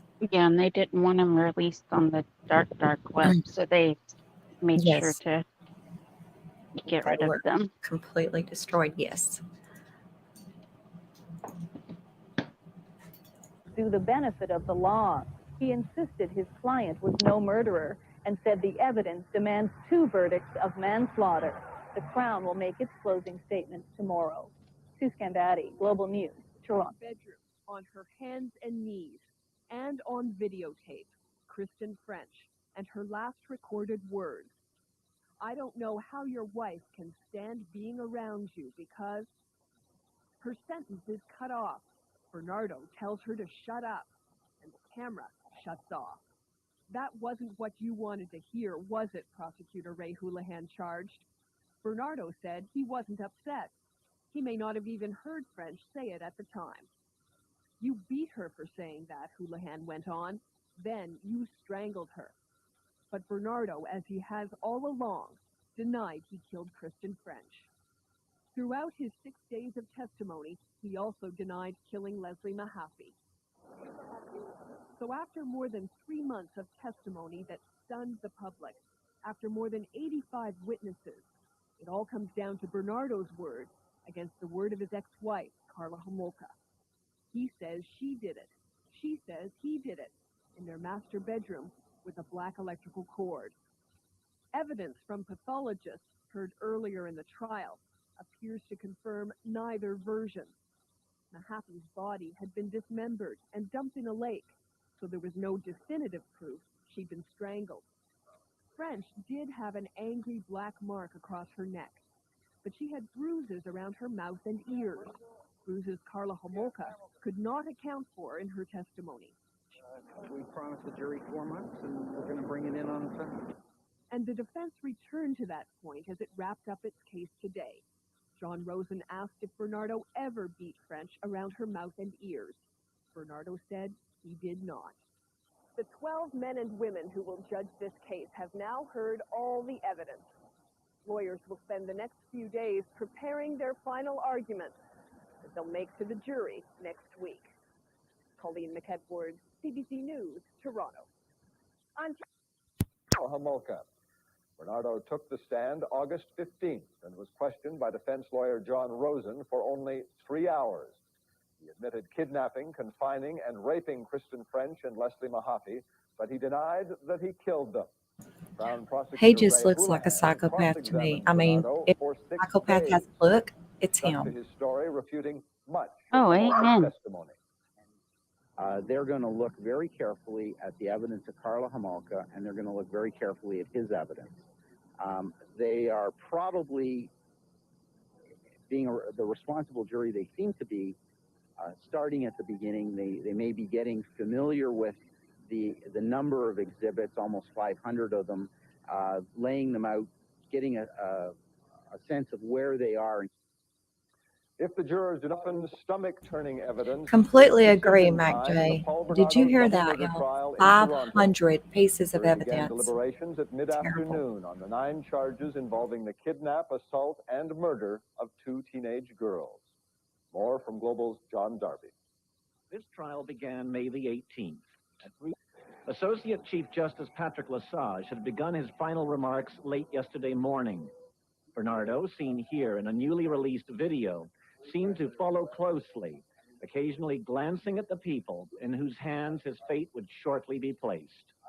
Behind Brenardo was the flock of reporters who've been covering this trial from the start. but the public area was only half full, perhaps surprising given the lineups for seats at times of high drama during this trial. This morning, after hearing some concern... I'm not sure if they were evaluated. I'm not sure. However, there was a psychiatrist and several that was testified at the trial, and they definitely have been called psychopaths, both of them, as well as Carla, they think was because hybristophilia. And that is when a woman is very obsessed with a man that is like an extreme bad boy. Like they literally get completely off on the horrific things they do to other people. And it's called hybristophilia. It's one of many different philias, but it's a very dangerous one. And there's many women like that. Unfortunately, there is. They write to men in prison. When Carla was in prison for those 12 years, she actually had another lover, if that's what you want to call it, a pen pal that was in prison. So they were writing each other back and forth from their prison cells and writing horrific, like bondage, brutal, horrific things to each other. And he was actually doing life for strangling his girlfriend. And she was doing that while she was in prison. So, I mean, that just tells you where her mindset is. I would definitely say, from what she did with Paul, as well as finding this other inmate that done that, I would definitely say hybristophilia as well as psychopathic tendencies. Absolutely with her. And yeah, she is definitely walking. She's free. Concerns from the prosecution and defense. You were my whole support system. I'm nothing without you. I'm nothing. Then there are audio tapes the jury did not hear. Brenardo testified he was composing a rap album titled Deadly Innocence. This is an excerpt from that tape. Brenardo raps that he's the solo creep. He makes the girls weep, acting out his crimes while the others sleep. And this is his theory on Deadly Innocence. And that's kind of like your pack in Deadly Innocence rather than a piece, because that's all you need, or that you need that front of the unknown, the art of secrecy or something, the art of deception. Okay. So. And the jury just broke for its dinner. And admitted to her on their wedding night that he was the Scarborough rapist, that he bought a stun gun in Florida to help him disable and kidnap young women, and that he chopped off the head of Carla's pet iguana, barbecued it, and then served it to dinner guests. None of these stories was ever revealed. Chopped off the head of an iguana, cooked it, and served it for dinner to their guest. And he bragged about that. And now this said that he admitted to her on their wedding night. That's not true at all. Of course, now we got to remember this was back in the very, very beginning. It's now been learned that, well, obviously, I mean, they killed her sister before they got married. So she knew before he even moved in with her and her parents. Like she knew very shortly after they started dating. And they killed that one girl, the 14-year-old girl that they encased in concrete that floated up during their wedding. Right. Well, they killed her before the wedding, and her body was found while they were getting married and taking pictures. Yeah, exactly. So that definitely proves something. But here they're saying that he admitted to her on their wedding night that he was the Scarborough rapist, but that's not so. It's been learned since then. Of course, this is what this is a long time ago. This is footage we're watching from the very beginning. But yeah, now it's known that soon after they started dating, he told her that's me. And she was like, oh my God, that's so awesome. I don't care. Just tell me all about it, And they couldn't bring any of these victims back to her parents' house. So they rented a house, and that's when they started doing it together. Mm-hmm. So, Because yeah. he wanted a slave that he could Yeah. assault at will. Yeah. And he wouldn't have to go out hunting for them, Mm-hmm. But they were so young. I mean, they just could not take the brutal abuse these two were doing to them. And I guess they just got so weak that they just done off with them and would go find another one. Just disgusting. I mean, how can they live with themselves? I don't know, man. I can't, I don't understand it. And it does bring up the fact as well. She is divorced today. She's got 3 children. We know at least one of them is a little girl.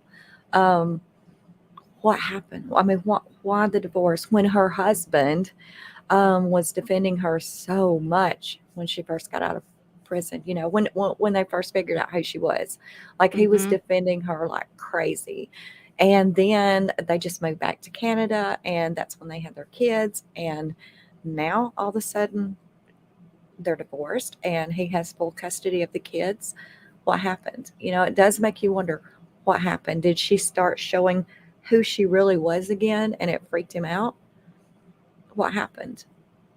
It makes you wonder. And I don't think things like that should be hidden. It's not right to hide things from the public. I think there should be a sign in her yard, huge sign, a neon sign. Karla Homolka lives here. Well, Dave, do offenders have to register in Canada like they do here? She was never charged for any kind Oh, of. God, yeah, that's right. I know, but still, she went to jail for 12 damn years. I know, but she was never charged for any sex offense. Only manslaughter. Two accounts of manslaughter. That was it. That would have to be part of sentencing, that they go and check in or whatever. Yeah, But from my understanding was there was no conditions. No, see, she that was stupid. Yeah, out free. No parole, no probation, no fines, no nothing. Even allowed to change her name, and yeah. They had enough evidence without her testifying. Plenty. The DNA came back that it was him. There was one girl that he got bold and attacked her front on, and she gave a sketch of him. That's how they found him in the first place. Yeah. And got his DNA and set it on a shelf for 2 damn years. How could they not even give her sister any sort of like a rape kit or something, right? Something. I mean, her face, that big burn on her face should have been proof enough that wasn't just alcohol poisoning. You would think there would have been signs on her body that they would have seen. Exactly. Doing her autopsy. Right. And the autopsy showed that she had all this alcohol. I get that. But there had to have been something else doing an autopsy. Even if they didn't give her the rape kit while she was at the hospital, they should have saw that in the autopsy, because yourself, in a full autopsy that they check everything, right? Mm-hmm. Obviously they did. They knew it was alcohol poisoning, or so that's what it was ruled. But they just make notes of this huge burn across her face and mouth and nose. I mean, come on. That could have been swabbed to find out what in the hell caused that. They should have done an investigation inside that house to see what kind of chemical caused that on her face. It's obviously a horrific chemical burn. But See, that goes back to Bella Watts. Why didn't they analyze what her chemical burn was? Or if they did, they didn't disclose it. Yeah, exactly. I mean, it's just like, what? I mean, I can, with Bella, they didn't, but she had been in that oil, and maybe they couldn't have gotten trace evidence possibly from what the chemical burn was. But on this girl, it looks to me like they could have lifted trace evidence off of that burn to pinpoint where it went. And then knowing that Karla worked in a animal clinic? Mm-hmm. You know, why didn't they find this tranquilizer in her system as well? Not to even mention the anesthesia that made that big burn. I mean, what the hell is going on here, right? If they could have done something, there's a lot that wouldn't have happened. These two would have been arrested then, but that didn't happen. Like, that is an awfully odd death on Christmas Eve morning for a girl that young to come into the ER like that. There's a lot of flags there that was ignored. Mm-hmm. Hold on just a second. To the jury because the court ruled that they were not sufficiently relevant to the key issue, which Another woman, one he spotted at Disney World in Florida. The jury also did not hear that Brenardo used to chase Karla Homolka around the house with a stun gun. Jurors were also not told that Brenardo became enraged with his pet iguana and killed it. He chopped off its head and barbecued it and made Karla eat some of it. Brenardo's bedside reading included the gruesome crime novel. Made Karla eat some of the head of her own iguana that he barbecued. Made her. Okay. That's gross. And she stayed with him. Okay. Karla wasn't ugly. Let's just be honest. Inside, she was ugly as hell. Skank. Mm-hmm. But I'm talking about physical appearance. She wasn't ugly. So it's not like he's the only hope in hell she ever had of finding a partner, right? She knew what she was eating. She knew she was eating her own pet iguana's barbecued head. And she didn't get any flags at that point. This guy is a damn psychopath. No, she didn't. You know why? Because she thinks just like him. They're basically one of the same. They're straight out of hell. Mm-hmm. Novel American Psycho. It's a book about a blonde-haired businessman with an attractive wife who is a serial killer. The court was told in the jury's absence that the book was a blueprint for Brenardo's crimes. The jury obtained. Every time I get violent, somebody dies. I'm a deadly innocent guy. The prosecution also wanted to repeat for the jury Homolka's claim. For 3 months, but was scuttled partially by the families of the victims, Kristen French and Leslie Mahaffey. This has just come to light with these previously sealed court documents. According to this, Paul Brenardo intended to use those graphic videos as a bargaining chip with the families in order to extract their support for a guilty plea. Whoa! Whoa! The videotapes, as we know, were shown to the jury, and for reasons unspecified in the document, Brenardo was not successful in his deal bid. But let's play what if for a moment. A second-degree murder plea bargain would also have carried life in prison, and more importantly, from a financial perspective, would have made a lengthy trial unnecessary. That would have saved taxpayers and legal aid about $1 million. Another interesting fact to come from these previously sealed court documents is that the families of Kristen French and Leslie Mahaffey are suing Paul Brenardo and Karla Homolka for mental suffering, for loss of companionship, as well as for legal fees. The family's lawyer, Tim Danson, has not been available for comment today. From 361 University, I'm Letter. Murder sentence enough? First-degree murder for what he did to the. A very long and grueling day for the 8 men and 4 women on the jury comes to an end, sequestered and closely guarded at a nearby downtown hotel. Defense counsel John Rosen summed it up this way. Heads up. Watch your back. Oh, he's tired. I guess we all are. It's been a long day. Did you expect something like this, an overnight wait? With juries, you never know. I don't read anything into it. The jury's doing what they got to do. Any indication of where the jury is up there? Right Not at all. No indication at all.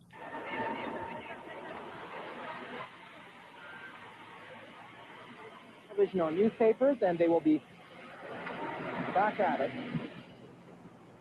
And for those jurors, there is no radio, no television, no newspapers. They'll be back at it bright and early at 9 o'clock in the morning. Now, I told you they had a very long day, so long, in fact, that they didn't even really start deliberating until 7:30 this evening after supper. Being tried by your peers is still the best system of justice in the world as compared to what happens in some of the totalitarian regimes elsewhere in the world. I think the trial went very well, and I think this is a pretty good jury, and I think, unfortunately, His Honor made a few mistakes, but we'll see what the verdict is. It's been a long day for the family. It's been a long trial, waiting for the jury to reach their verdict. That's what we've all been doing here, partially because they were sequestered so late. Actually, they were sequestered earlier in the day, but then they had to be brought back for further instructions and then sent back out. That's all because the judge's charge to the jury is so important, so crucially important, that he gets the details fair. All day long, Justice Lesage reviewed the law on murder. Murder in the first degree, second degree, or manslaughter. He also reviewed the two different scenarios presented by both sides in the deaths of Kristen French and Leslie Mahaffey. Karla Homolka says that Brenardo strangled Leslie Mahaffey not once, but twice, because Leslie somehow miraculously gasped for air after the first attack.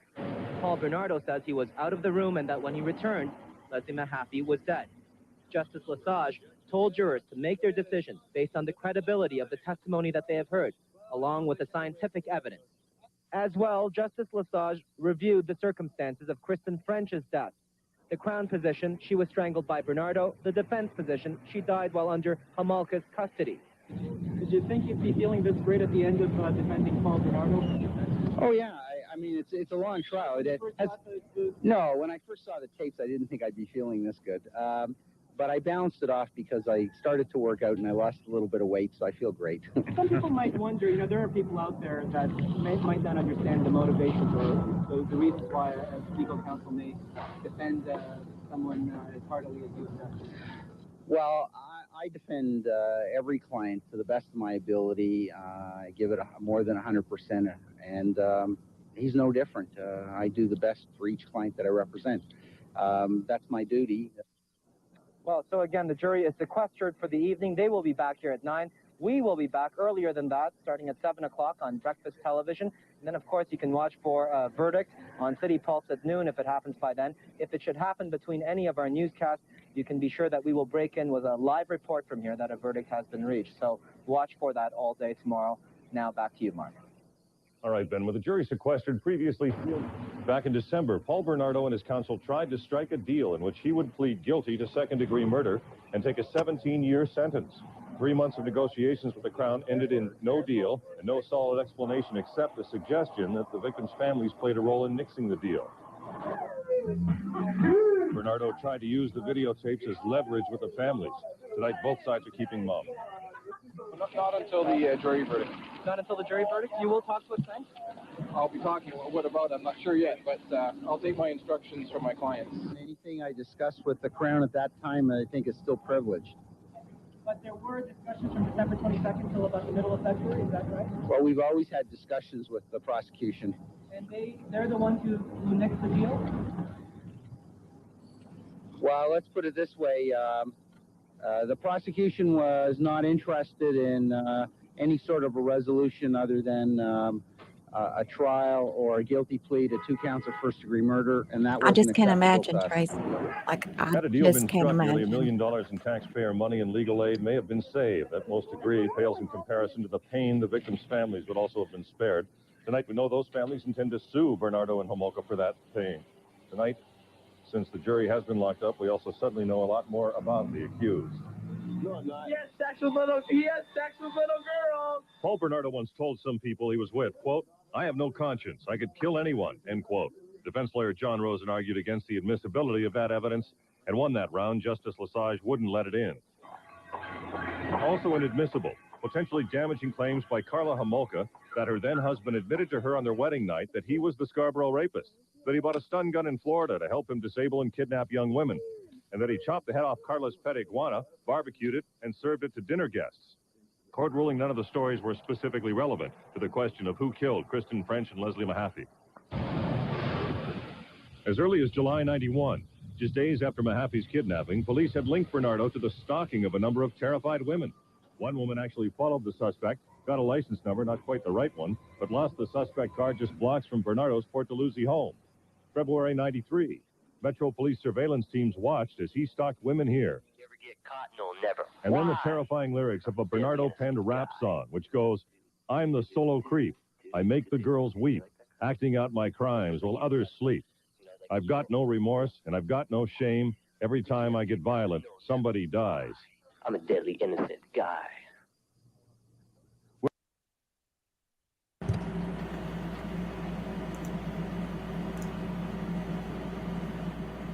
Pumpkin. It had to be a horrific time.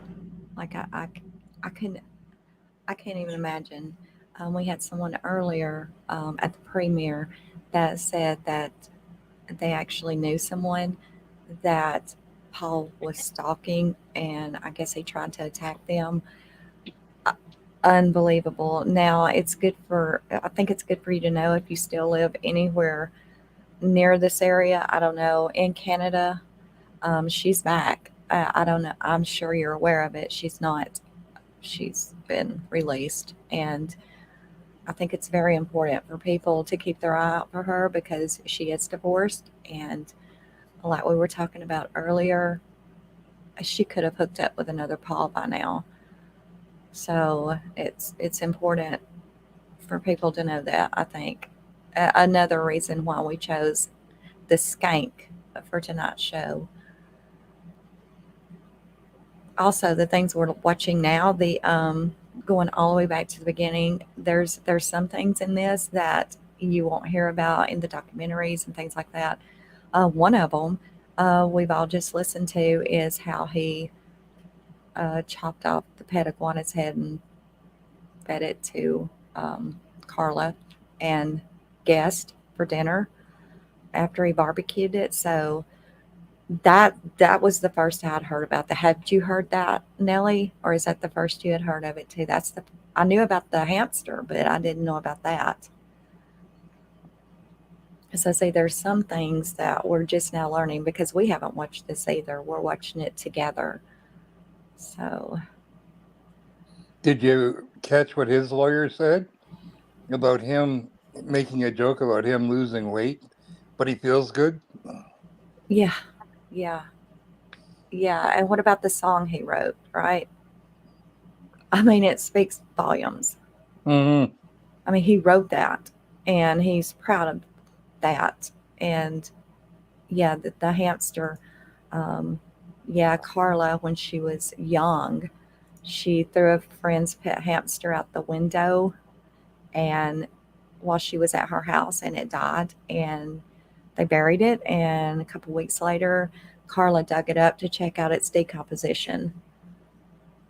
So, yeah. So, I mean, you can't tell me that both of them didn't have extreme. They were literally. I don't even know a word for these two. And Carla, I don't know. It's just something about her, most especially with that being her baby sister. And I don't know. It's I mean, I think this is really great too. It really puts us back to when it happened. Like, we already know that even in the footage, they were saying that Carla learned about him being the Scarborough rapist on their wedding night. Well, that's not true. Now we know that she knew it like almost immediately after they met, and she was just very impressed with it.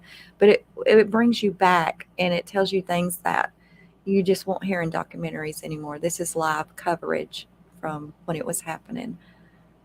So I thought it was very interesting. I've actually enjoyed learning from this that we're watching together.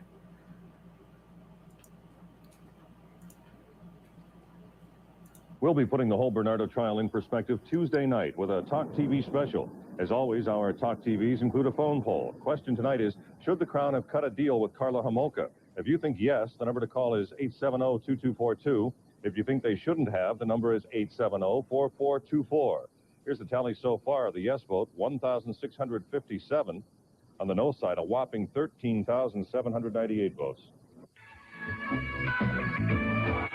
I could have voted. I would have definitely said no. Deal with the devil.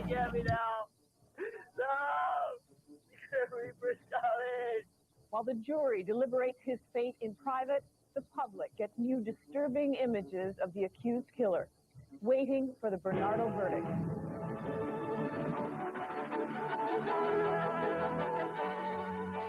CD's Paul Hunter. Me? I have no idea, Mom. Food for the jury was brought in at dinner time, and by nightfall, jurors had been deliberating 6 hours, deliberating whether Paul Brenardo is guilty in one of Canada's most sensational murder trials. After nearly 4 months of listening to testimony, jurors were sequestered this afternoon. They'll decide whether Brenardo kidnapped, raped, and murdered Leslie Mahaffey, kidnapped, raped, and murdered Kristen French. Videotapes found at his home show Brenardo and his then-wife Karla Homolka raping the girls. She says he killed them. He says he wasn't in the room when they died. Now it's up to the jury. Brenardo's lawyer says his client is nervous. He's sitting quietly by himself waiting for the jury to bring in their verdict. But now that it's with the jury, much more can be told and shown about this case. For instance, this video made by the police. It's in the Brenardo home shortly after he was arrested. Lisa, I'm not sure what you mean. I don't understand. Probably have to elaborate a little bit more on that. If you're talking about the point of going back, the Skankers ball, that's what we do. We look at old cases, women criminals, and we go over the cases with each other. This one we thought was very relevant due to the fact that right now, the whole Barbie thing, a lot of people's looking into it, and I think it's important that people knows that this Barbie is still out there on the streets. She's been released. If that's what you mean, but it's Skanker's ball, and that's just what we do. Arrested, the master bedroom where the 2 girls died, and the room where Brenardo says Mahaffey's body was dismembered. There's other video. This is Brenardo and Homolka in 1988. There are photographs. In this shot, Brenardo's dressed as a rap musician, calling himself Young Hype. Some of his lyrics can now be heard publicly, sung. Yeah, she has 3 children. Never get caught? No, never. Why? I'm a deadly innocent guy. The jury was not allowed to hear that tape. It did hear Brenardo's so-called suicide tape, a kind of farewell message to Homolka made after she left him in 1993, long after Mahaffey and French had been killed. We were a good team, you know. We're the best team, you know. We were great, man. United we stand, together we fall. I'm gonna fall for us, okay? You keep standing, pal. I gotta go. My time's up. It was just a few weeks after that tape was made, Brenardo was arrested, but not charged with the murders. Instead, on a string of notorious rapes in Toronto dating back into the 1980s. Thank you, The charges Jody. he's on trial for now came a few weeks later. 2.5 years after that, it is down to what the jury thinks, Nancy, and they'll resume deliberations in the morning. Well, Paul, we learned today that this trial almost didn't materialize. Tell us about that. Well, that's right.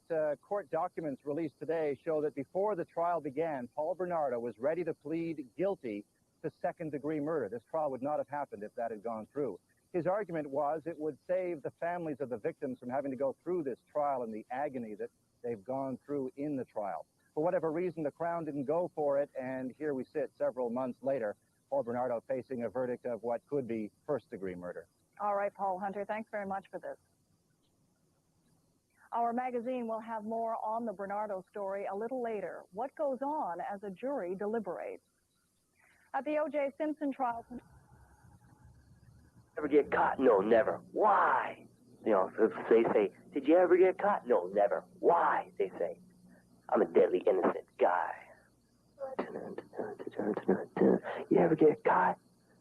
Did you ever get caught? Did you ever get caught? No, never, never. Why? I'm a deadly innocent guy. So keep on fronting, man. You fronting and you ride like you tough, man. You ain't been where I've been, man. You ain't seen what I've seen. You ain't at where I'm at, man. So this is not replacing Stick Up Kid, okay? Deadly Innocence is the theme song, the title track to the album, and it's basically establishing my street credibility. This is a more of a, you know, your hardcore battling the world through your ways of getting your illegal money or whatever you're doing, and you use everything, all your feelings, and the real life feelings you all experience, including And you experience all the smuggling and all the other activities to make a buck on the street, which is important, and that establishes your street credibility. Okay, Paul, put that in context for us. Well, what's happening there is Paul Brenardo. How could her family ever have liked this guy? Like, honestly, how in the hell could they not see something is deeply, deeply wrong with this guy? Instead, they call him their weekend son and allow him to move in with them before they're even married. And they have 3 girls, not, Carla's 1. The other 2's younger. How in this hell can anybody explain to me how these parents ever adored? I don't care what kind of MLM training tactics he had to charm. There's no way you can not see the psychopath behind this guy. Am I right here or am I wrong?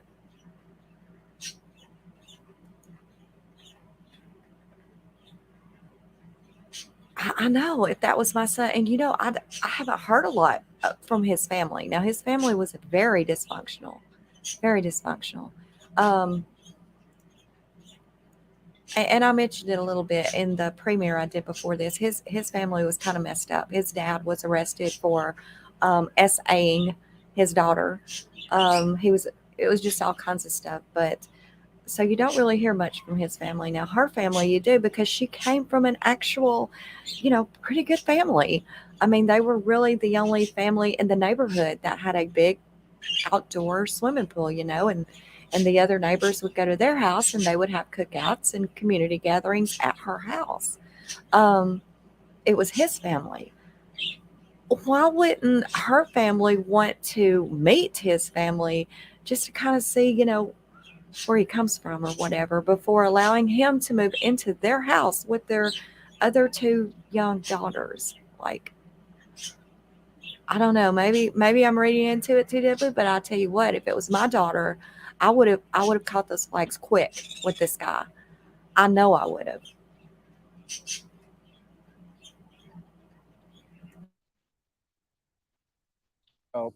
By his own admission, always wanted to be a rap star. He even had a name for himself, Young Hype. What we were listening to there was the musings into like a little handheld micro cassette recorder. He was planning his rap album, which was going to be called Deadly Innocence. Now, again, that has not been heard by the jury, although the Crown did refer to it in court, and he suggested that the reason why he called it Deadly Innocence was because he looked innocent, but in fact he was deadly. Brenardo said, no, that's not it at all. It's just all about rap credibility, or, rap music often sings about sort of bad things, which he says also explains some of his lyrics. I think one of the lyrics that you didn't play there, I'm the solo creep, I make the girls weep, acting out my crimes while the others sleep. And again, the Crown would maintain this sort of parallels the kind of things that they think Brenardo did. Brenardo said, no, that's just rap music. Why was that not introduced as evidence? Some of the pictures may be disturbing. There is some profanity as well. We're going to play a tape now that was heard by the jury.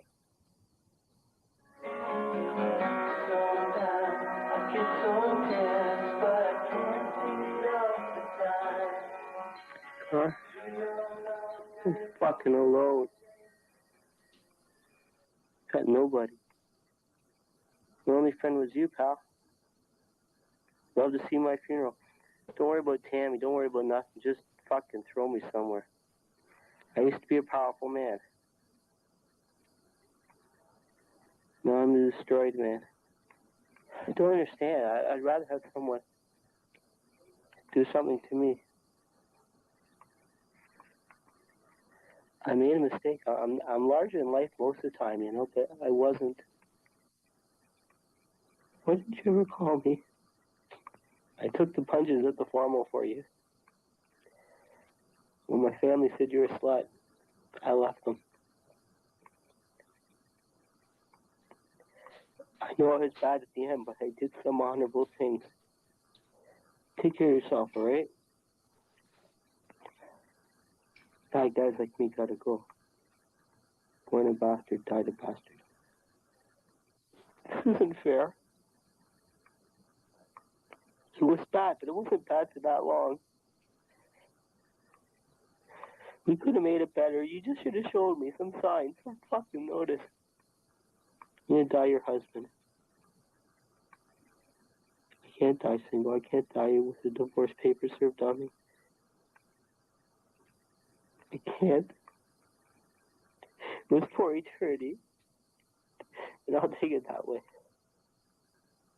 Because that's the way I see it. Even if I was fucked up, it was my fault. But even if I was fucked up for a while, it's my fucking fault.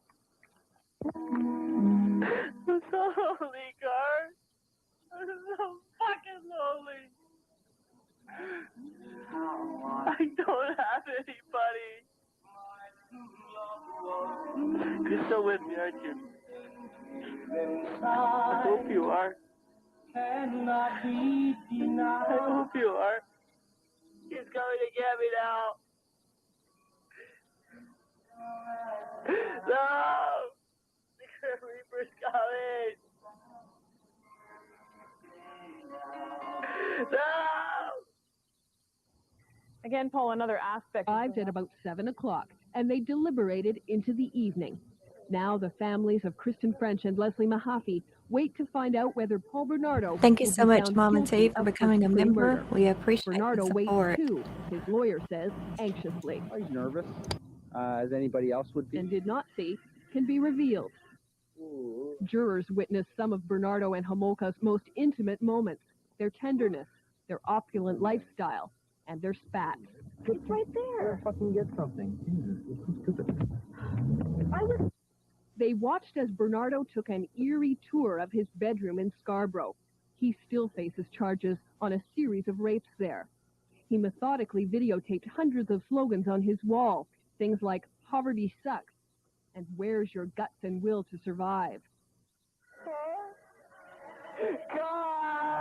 Jurors heard Brenardo beg Homolka to come home after she left him, threatening to kill himself. He's coming to get me now. No! The Reaper's coming. But the jury did not hear Brenardo's rap lyrics. Was the sexually graphic videos involving Kristen French and Leslie Mahaffey that were undoubtedly the most disturbing and unforgettable.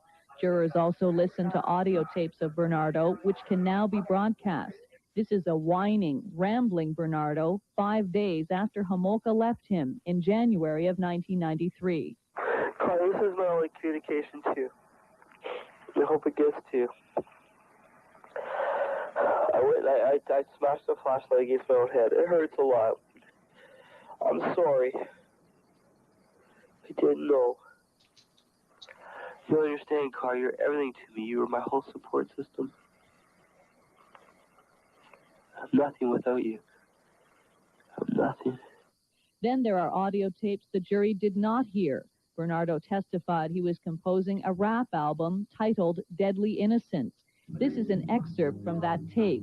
Brenardo raps that he's the solo creep. He makes the girls weep, acting out his crimes while the others sleep. And this is his theory on deadly innocence. And that's kind of like you're packing deadly innocence rather than a piece, because that's all you need, you know, or that you need that front of the unknown, the art of secrecy or something, the art of deception. Okay. So finally, what the jury also did not know was that Brenardo had asked for a plea bargain of his own. He offered to plead guilty to second-degree murder to spare the victims' families the agony of having the videotapes played at the trial. The information is contained in a civil lawsuit against Brenardo and Homolka filed early last month by the families. The parents of the schoolgirls refused to back the plea bargain. The prosecution was not interested in any sort of a resolution other than a trial or a guilty plea to 2 counts of first-degree murder, and that wasn't acceptable to us. That's all I'm prepared to say about it. The jury is now sequestered and will spend the night at a downtown Toronto hotel. The judge told them, "I hope you're not addicted to TV, radio, or newspapers. You will have no access to media." The deliberations will resume at 9 o'clock tomorrow morning. Sue Scambatti, Global News, Toronto. In Los Angeles, Judge Landlord a sentence of 17 years in prison, but the Crown was insisting on 25 Horrible years for childhood. first-degree He had murder, a and wanted terrible, Brenardo terrible declared a childhood. dangerous offender. The implication is that Brenardo tried to blackmail the families by using the videotapes as a bargaining chip. that they could escape the pain of having the tapes played in public if they agreed to a second-degree conviction. Meanwhile, Brenardo's former lawyer, Ken Murray, is under investigation by the OPP for holding on to those incriminating tapes for 15 months before turning them over to John Rosen, who then turned them over to the authorities.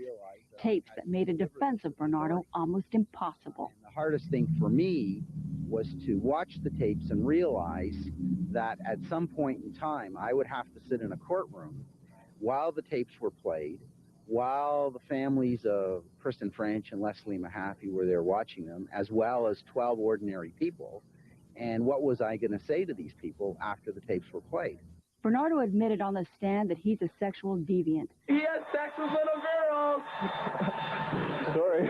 His bedside reading included American Psycho, perhaps the most gruesome crime novel ever written.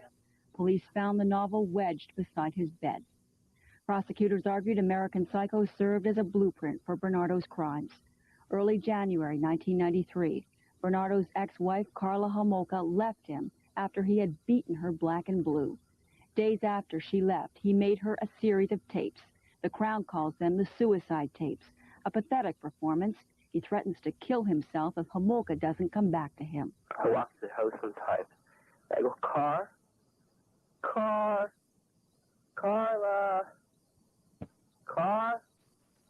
hey, Car.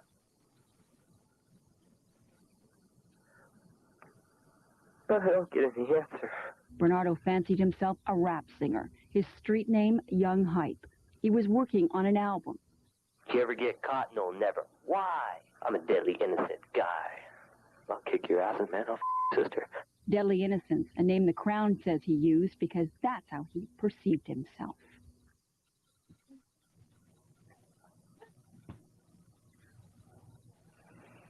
St. Catherine's home. Maurice Charbonneau was Kristen French's principal. He says a verdict will end a chapter and help those involved come to grips with what has transpired. French and the Mahaffey family are looking at this as perhaps a final chapter, and now I think they can get on with their own personal dealings with this. They've been in the public eye for so long, and I don't believe they've had a chance. In St. Catherine's is that the judicial system doesn't go far enough. I killed chickens. I had a kill plan. Bring me him. I'm going to kill him. Front to the problem, the people. Just let his fellow inmates in the jail take care of him for us. They'll do a better job than most of us would do. Amen. Jailhouse justice. Right out again. Guilty.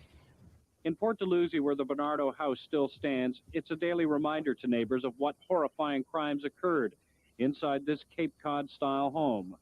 Some residents say they live with guilt, saying that if they only knew at the time, then they could have done something to save Kristen French and Leslie Mahaffey. There's an eerie feeling about this house. Some residents want it demolished. People constantly driving by. Yeah. In a limousine at that. And as long as it's associated with Brenardo's, then the attention will stay on the house and the trial. The house is still a morbid attraction. People come to Port Dalhousie still and stop at the corner store or ask people walking the streets, where is the Brenardo house? One day it will be knocked down, perhaps. Re-identified have left the courthouse at 361 University Avenue and headed to the Colony Hotel across the street. There they will stay for the night before resuming their deliberation tomorrow morning. It has been a waiting game here at the courthouse, and the deliberation period that has gone on for around 2 hours so far could last longer than some expected, as Justice Patrick Lesage told the 8-man, 4-women panel to consider all of the evidence in the murders of Kristen French and Leslie Mahaffey before they reach a decision. That evidence includes 52 days of testimony, 87 witnesses, and several graphic videotapes. At the end of today's charge to the jury by Justice Lesage, Crown Attorney Ray Houlihan avoided the microphones as he always has, except to say he hopes the verdict comes sooner than later. Brenardo's lawyer, John Rosen, however, said he believed the judge made some mistakes in his final address to the jury. Rosen also had some interesting comments about his client. Mr. Brenardo is a young man who has a good sense of humor. He's talkative. He's a personable fellow. He's very easy to deal with. He's an easy client. He's intelligent. The jury was called back to the Tracy. courtroom just after 9 and were told to retire until tomorrow morning. The families were not present, but are staying in Toronto until a verdict is reached. And of course, people across the province and across the country are waiting to hear this verdict, especially the people in St. Catharines, where these crimes have sent a chill through that area. CFU's Austin Delaney was there today. Placed here nearly every day. And one night last month, someone tied green ribbons of hope on the trees. A short distance away, Paul Brenardo's home sits empty, falling apart. Neighbors say that almost nightly, rocks are thrown at the house of horrors. They want it torn down and a park put in its place. Bernardo's 84-year-old neighbor sits on his porch today, glancing at the Cape Cod-style home, still wondering why. He, like everyone else in St. Catharines, is waiting for... Like the plea bargain Bernardo tried to work out for himself. CTV's Joy Melvin has the story. Move your head, or that's for you're bad. Karla Homolka and Paul Brenardo on vacation in Florida, debating who's bad. At his murder trial, it's always been her word against his. Bernardo says he didn't kill schoolgirls Kristen French and Leslie Mahaffey. His ex-wife Homolka says he did. Now a jury of 8 men and 4 women is trying to decide just who did. Justice Patrick Lesage urged the jury to use logic and not emotion while deliberating, a difficult task for jurors who watched videotapes over and over again of Bernardo and Homolka terrorizing and raping the teenagers over the hope chest and sodomizing them in the bedroom. Bernardo's confessed to those crimes, even to dismembering Mahaffey's body in the basement, using his grandfather's saw. Defense lawyer John Rosen admits his client is sick and depraved, but he's no killer. And the hardest thing for me was to watch the tapes and realize that at some point in time, I would have to sit in a courtroom while the tapes were played, while the families of Kristen French and Leslie Mahaffey were there watching them. Prosecutor Ray Houlihan wants nothing less than first-degree murder. You hope for a verdict, Stevie? Sooner the better. But this high-profile trial might not have taken place. Court documents show Bernardo was ready to cut a deal, just like Homolka did, using the videotapes of the rapes as a bargaining chip, so the families wouldn't have to hear the tapes of their daughters being tortured in court. Instead, they're suing Bernardo and Homolka for pain and suffering. And the proposed deal for Paul Brenardo to plead guilty to second-degree murder fell through. Now it's up to this jury, after listening to the screams of young girls on videotape, to decide if the man who wanted sex slaves is guilty of manslaughter or first-degree murder. Joy Melvin, CTV News, Toronto. And we saw, but others that hint of potential crimes. CTV's Christine Nielsen has the story. Paul Brenardo wanted to be a rap star, spent hours taping his own ramblings, like lyrics for his planned theme song, Deadly Innocence, recorded after Leslie Mahaffey and Kristen French were killed. Did you ever get caught? No, never. Why? A deadly innocent guy. Disturbing words coming from an accused killer with the face of an angel. Bernardo was a cute kid, a model Boy Scout, and a clean-cut youth with no obvious signs of deviance. But on his rap tape, Bernardo explained how innocent looks can help achieve deadly desires. The Crown wanted to use the tape as evidence, hoping to show that Bernardo was drawing on personal experience.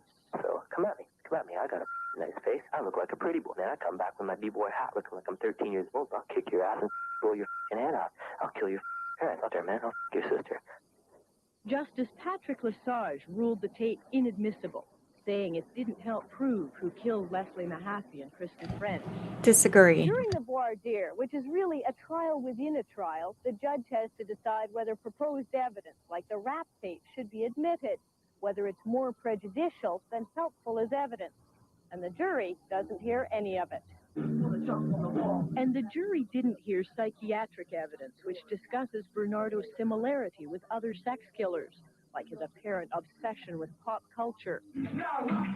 And not just with rappers like Vanilla Ice. Thank you so much, Bernardo Minnie did Moons. the We tape in appreciate Florida. that. The Crown also wanted to show that Bernardo had movies and books about violent sexual crime, like American Psycho, which the Crown said bore striking similarities to the murder of Leslie Mahaffey.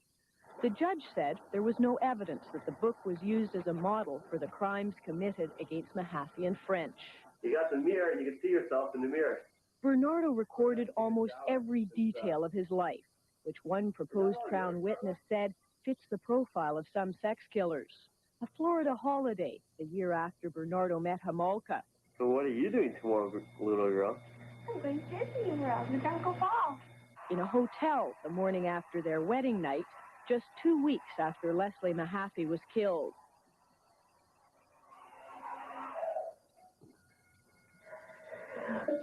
Hi, sweetheart. My husband. There's a lot of Bernardo's boozing. Say bye-bye.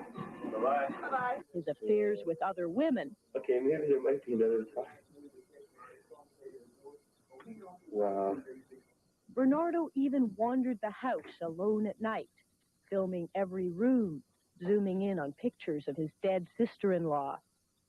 The Crown also wanted to introduce evidence showing, they said, Bernardo's insatiable desire to take pictures of unsuspecting females, who took these from the hotel balcony on his Hawaii honeymoon. The jury didn't hear how Bernardo stalked and videotaped 2 women in March 1992, even while Kristen French was a captive in his house. The judge said this evidence was not relevant to the case, and that the court had already heard that Bernardo was not home at the time. Whoa! The court also didn't allow the jury to hear psychiatric evidence which pointed to Homolka as the victim of a sexual sadist. The judge said it was more prejudicial to the accused than useful as evidence. So was Homolka a compliant victim or an eager accomplice? It's hard to know. Their friends never really knew anything. If the friend who taped this had any idea what really happened in Bernardo's bedroom, would this conversation ever have happened? Whoa, hey, none of that pornography stuff. Carla, if you're in the room and you ever see a red light on in the middle of the dark while you guys are having sex, you better suspect something. Christine Nielsen, CTV News, Toronto. Once the Bernardo verdict is in, the Ontario government says it may take another look at the Homolka deal. Canadians were outraged when she got off with 12 years for her role in the crimes. Osgoode Hall law professor Alan Young, who's also our CTV legal analyst for this trial, says the sentence can be overturned. Young has written to the Ontario government. He says officials... Test, Karla Homolka drove away with just a 12-year sentence because police didn't find crucial evidence. For a full 10 weeks, forensic detectives turned the Bernardo home upside down and inside out. They looked behind walls and dug up floors. But they couldn't find the videotapes that showed Bernardo and Homolka assaulting their young victims. Narcotics officers, they can go into a house and in 2 hours find a brand. All right, Tam, we're just standing by here with Tony Bryan, who is a lawyer Yeah, for which... Bernardo here.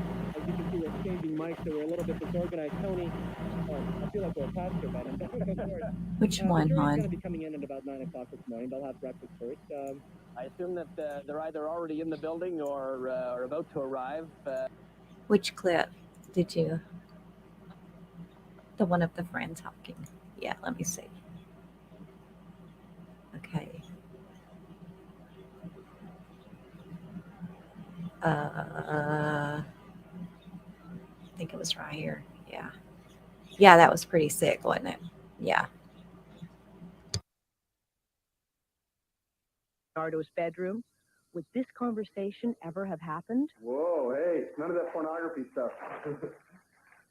Carla, if you're in the room and you ever see a red light on in the middle of the dark while you guys are having sex, you better suspect something. Christine Nielsen, CTV News, Toronto. Yeah, pretty disgusting. Yeah.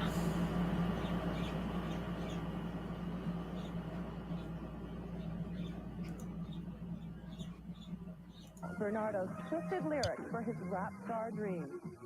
You like that, Carla? That's good. Like, even for that stuff, you know, like, you go, yeah. Did you ever get caught? No, never. Why? I'm a deadly innocent guy. Bernardo also tried to plea bargain with the Crown, ready to admit guilt to second-degree murder. The Crown would only deal if he'd plead guilty to first-degree murder and take the longer minimum sentence. That was backed by the victims' families who opposed any kind of deal.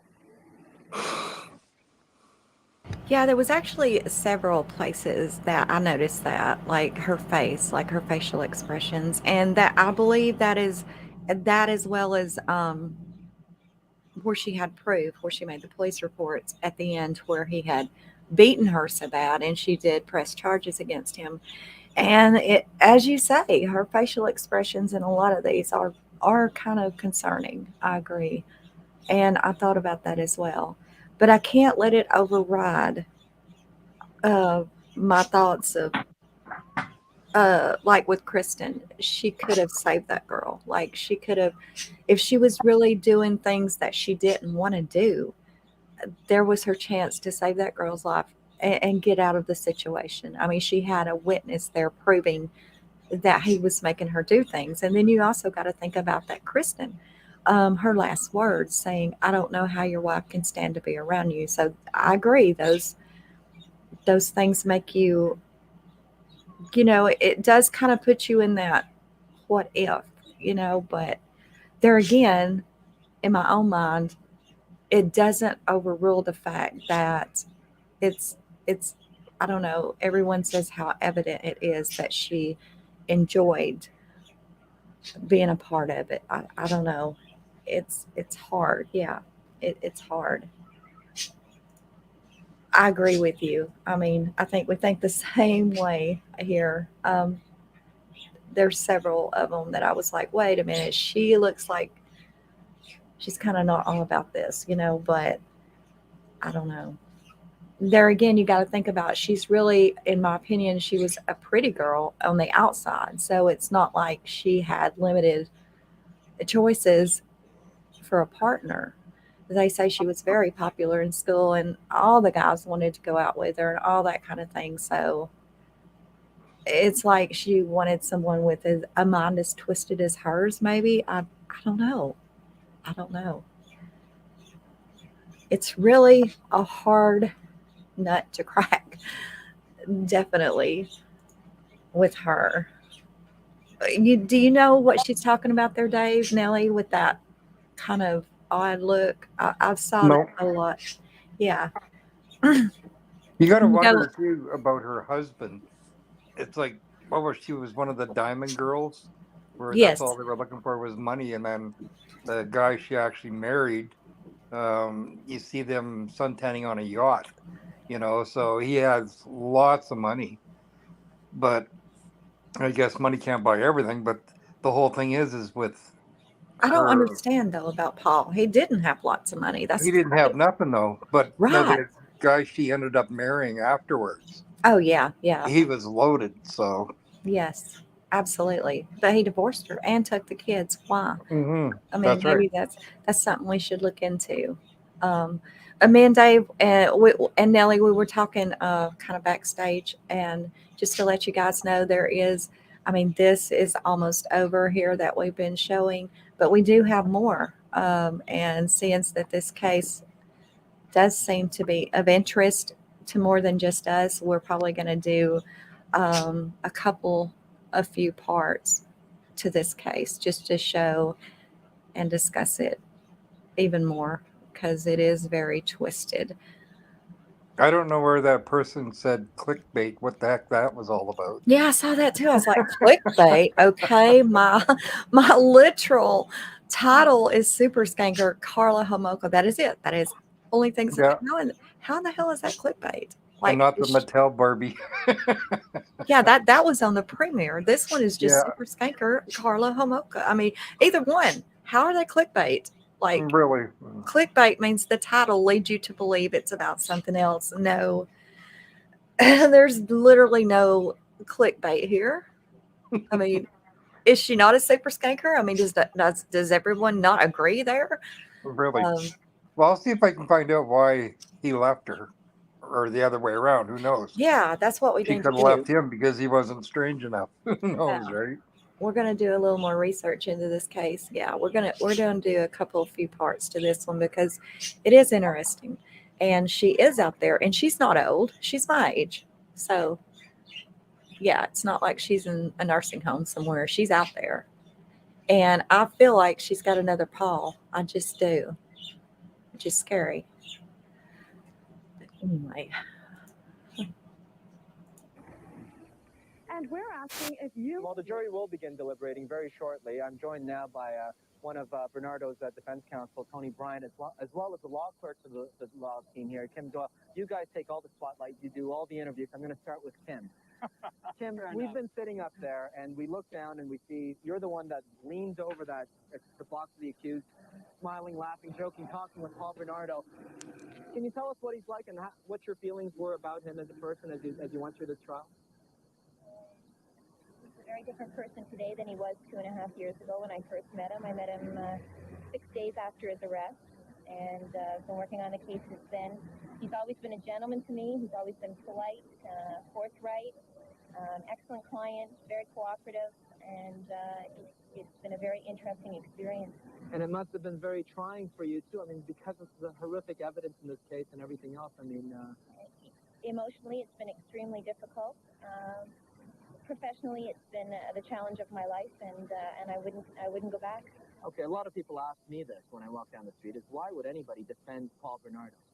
Well, no, that's a fair comment. I mean, we've watched some horrific videos of this man.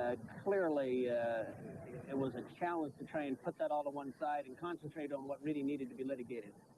We're talking about two of the most serious offenses, 2 counts of first-degree murder. There was no direct evidence, save and except out of the mouth of Karla Homolka, that told us that Paul Brenardo was the killer. It has not been his position to have denied that he is guilty of manslaughter, and the idea was to bring forth that evidence. They both did it. I mean, in my opinion, they both did it. I mean, which one took her life? It's irrelevant. They both did it, and they both should have gotten the death penalty, in my opinion. Capital murder. Should there be an inquiry into the conduct of this police investigation at the end of this? You think? Your opinion? I'm not so sure that there should be an inquiry necessarily. I mean, we've had an awful lot of money spent in this prosecution. I don't know whether all of it has been well spent. I think maybe there might be some investigation to all that. But at the end of it, you don't think any more money needs to be spent? I really don't think any more money needs to be spent. I mean, clearly the Center for Forensic Sciences is probably underfunded. And it was probably true that more than anything else that we weren't able to do what we had to do. Tim, Tony, thanks very much. Thanks, I agree. So a verdict could come down at any time after 9 o'clock, and we'll be standing by live to bring you live reports when it happens. Back to you, Pat. Did you ever get caught? No, never. Why? I'm a deadly innocent guy. I'm the solo creep. I make the girls weep, acting out my crimes while the others sleep. No confession, no case. It's not the question, just get out of my face. You got no confession. You got no case. It would appear that being a rap star was just his latest ambition. He had already flunked out at becoming an accountant. His grand illusions of success are reflected in this videotape he recorded. It's his bedroom wall in Scarborough, papered with motivational slogans. The police found 18 binders in Bernardo's home, filled with his rambling notes and theories. He wrote that he was 2 years ahead of his peers in high school. That led to a lot of challenges. I had to learn to be real tough. On the outside, he appeared to be an upwardly mobile guy with everything going for him. But one of his former girlfriends testified about his dark side. The now 27-year-old woman recalled one incident when Bernardo choked her with a cord while he sodomized her in his car. But what the jury didn't hear is that she endured a litany of abuse over 3 years that mirrors Karla Homolka's claims.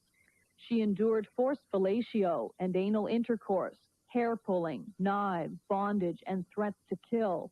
Homolka ate his feces to prove she loved Bernardo. The former girlfriend drank his urine. Their relationship ended shortly after Bernardo met Homolka, who was 17 at the time.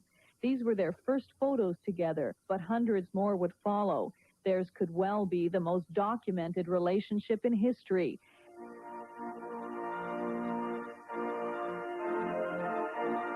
And their story is rich in symbols. The innocent is intertwined with evil, the horrific coupled with the mundane. Homolka had her hope chest and the dream of a fairy tale life with Prince Charming. The jury did not learn the details of her psychological assessments, but they reflect that ambition for the good life, regardless of the cost. Dr. Chris Hatcher wrote, Karla Homolka had an intense need to be in a romantic relationship with a male who could project and maintain an image of dominance over others, and financial, personal, and family success in life. She found the initial relationship interesting, exciting, emotionally intense, and her best opportunity to obtain a much-wanted lifestyle. 3 psychologists who evaluated Homolka were of the view she suffers from the battered spouse syndrome. She was a compliant victim. Oh my God. Did y'all just hear what Paul had his ex-girlfriend do? And then what he had Carla do? You heard, I know you heard it, Dave. Yeah, it's pretty sick. Oh my God. Like drinking his urine and eating his feces. Like oh my God. I don't know. That's another thing I didn't know. That's effing believable, dude. Of a serial sexual sadist. Dr. Peter Jaffe wrote, she was groomed by Brenardo to become involved in increasingly bizarre and dangerous behavior, harmful to herself and others. Then there was the assessment of Dr. Angus, but what the jury didn't hear is that she endured a litany of abuse over 3 years that mirrors Karla Homolka's claims. She endured forced fellatio and anal intercourse, hair pulling, knives, bondage, and threats to kill. Homolka ate his feces to prove she loved Brenardo. The former girlfriend drank his urine. Their relationship ended shortly after Brenardo met Homolka, who was 17 at the time. These were their first photos together, but hundreds more would follow. Theirs could well be the most documented relationship in history.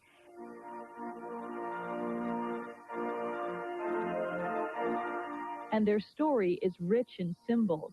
The innocent is intertwined with evil, the horrific coupled with the mundane. Homolka had her hope chest and the dream of a fairy tale life with Prince Charming. The jury did not learn the details of her psychological assessments, but they reflect that ambition for the good life, regardless of the cost.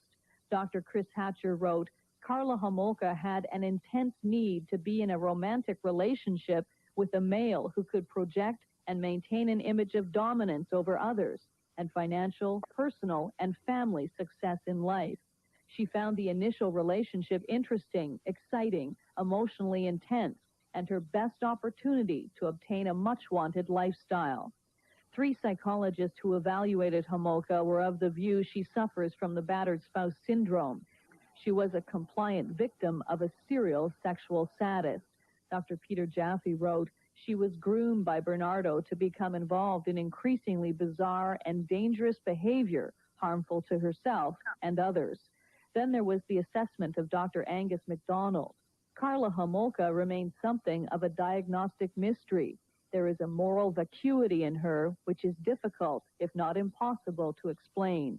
When Homolka finally left Brenardo after a vicious beating, he threatened suicide in a whining, rambling audio recording. I've been here for 5 days alone. It's not a long time, but it's hard when you're alone. It's pretty hard, pal. I walk to the house sometimes. I go, Carla,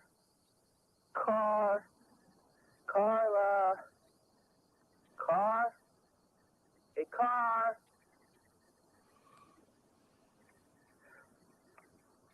But I don't get any answer. It hurts so much. Fucking hurts.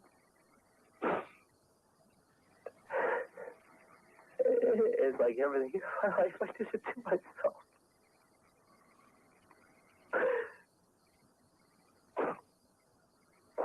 It's you. Car.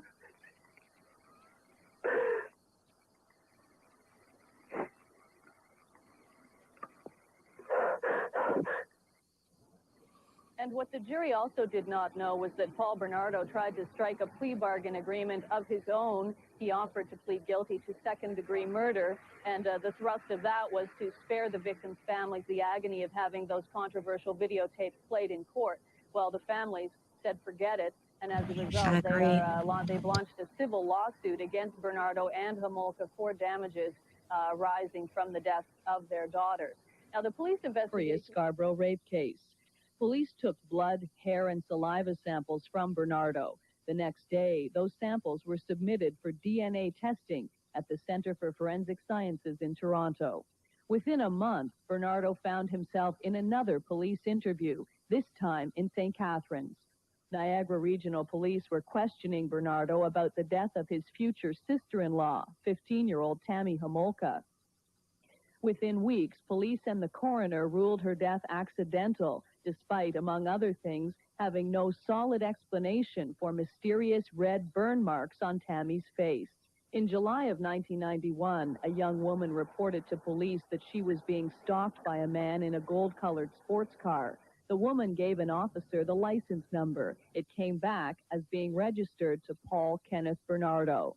In May 1992, 2 weeks after the discovery of Kristen French's body, officers from the Green Ribbon Task Force went to Brenardo's home after receiving a tip.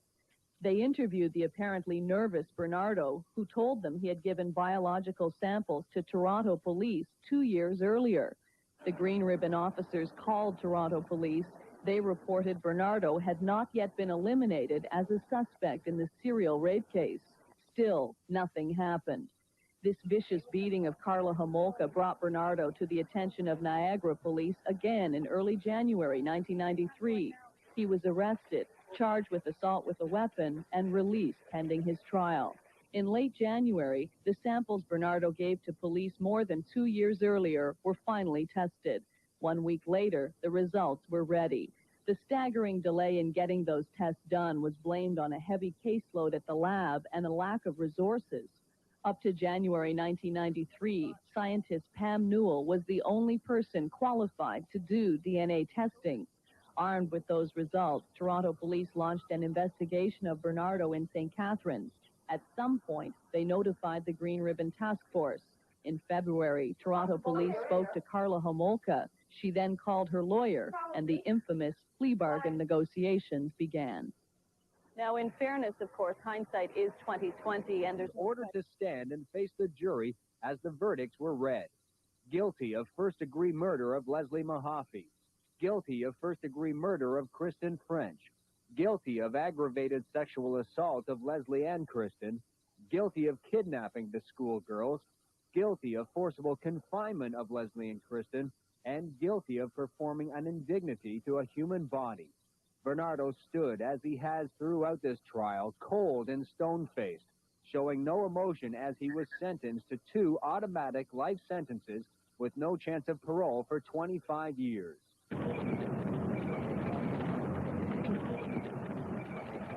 The emotion was overwhelming for the mothers of the 2 schoolgirls.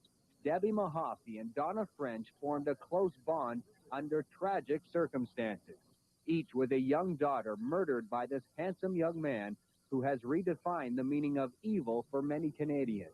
With Leslie Mahaffey's brother Ryan standing by his side, Dan Mahaffey read a statement. Only the trial is over.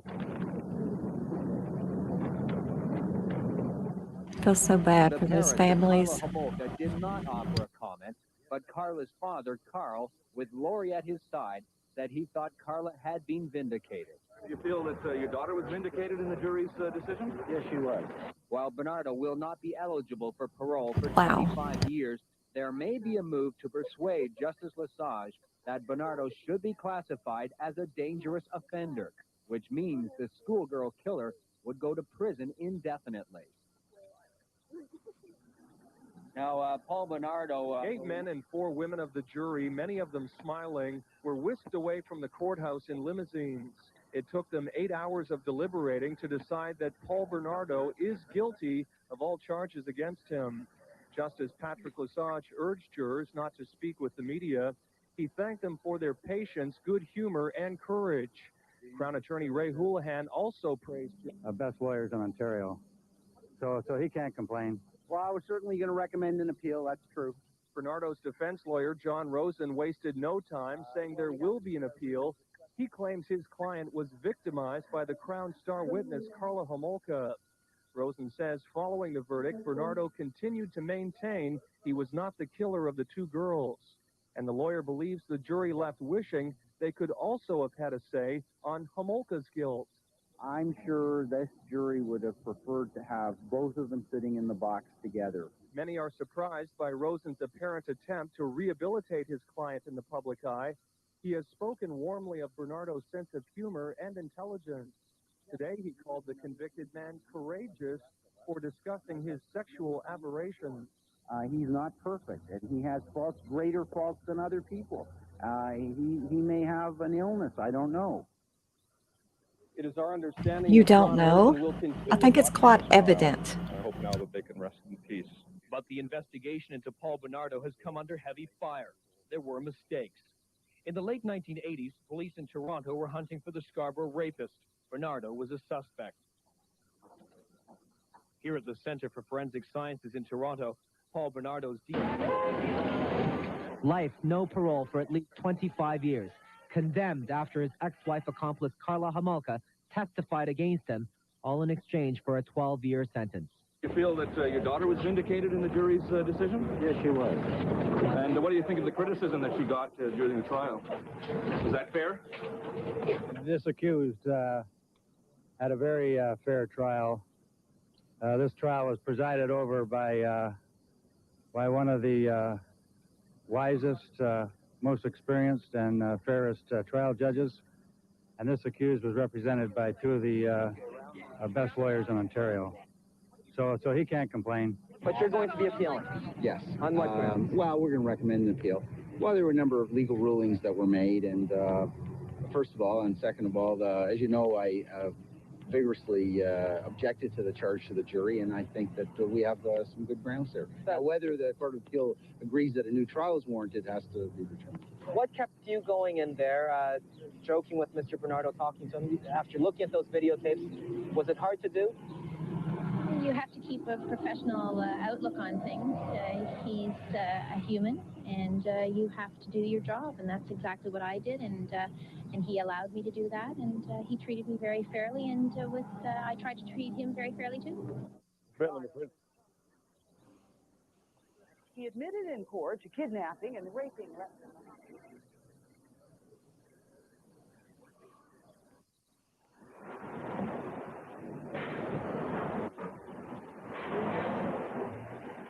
The jury at the Paul Brenardo trial is returning to the courtroom. Okay, I'll get Mr. Prince. I got Mr. Prince. I got Mrs. Prince.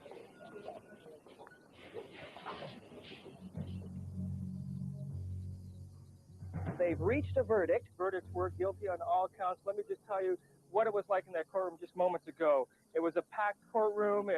There was nervous tension. When Bernardo came into the courtroom, the courtroom just went dead silent. When the jury walked in, it got even quieter. And then the justice asked if they had reached their verdict, and he did.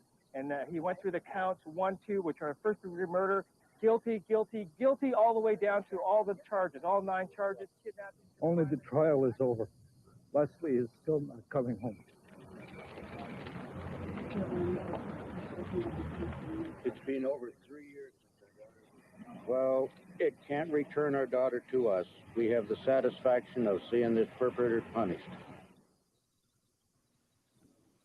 In particular, this jury, given the nature of...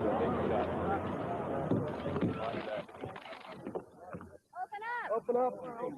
Well, I was certainly going to recommend an appeal. That's true. Just another murder case. I mean, the same issues were there, different permutations and combinations of facts and witnesses, but really, it's an investigation into, in this case, 2 homicides, and that's what every murder case is. This verdict does nothing to bring back these 2 girls. Each of these girls would be 19 years old today.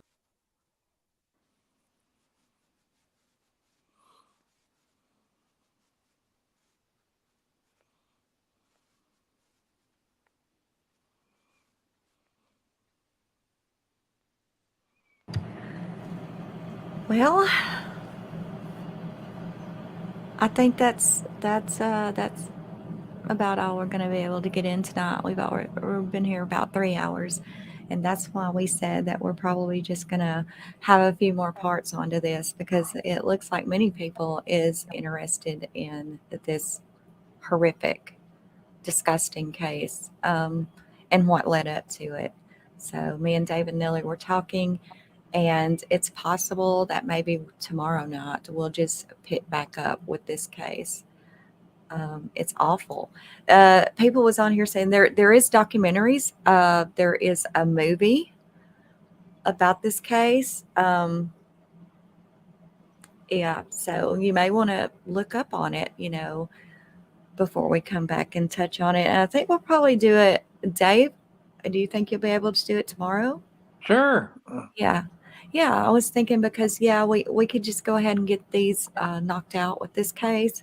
And because we got what's Wednesday, and then next Sunday, a different Skanker will be introducing. And but maybe we'll try to knock this one out this week, because there is more footage. And of course, this footage that we're showing and talking about, you're not going to see on the documentaries or anything, because it's not even available anymore.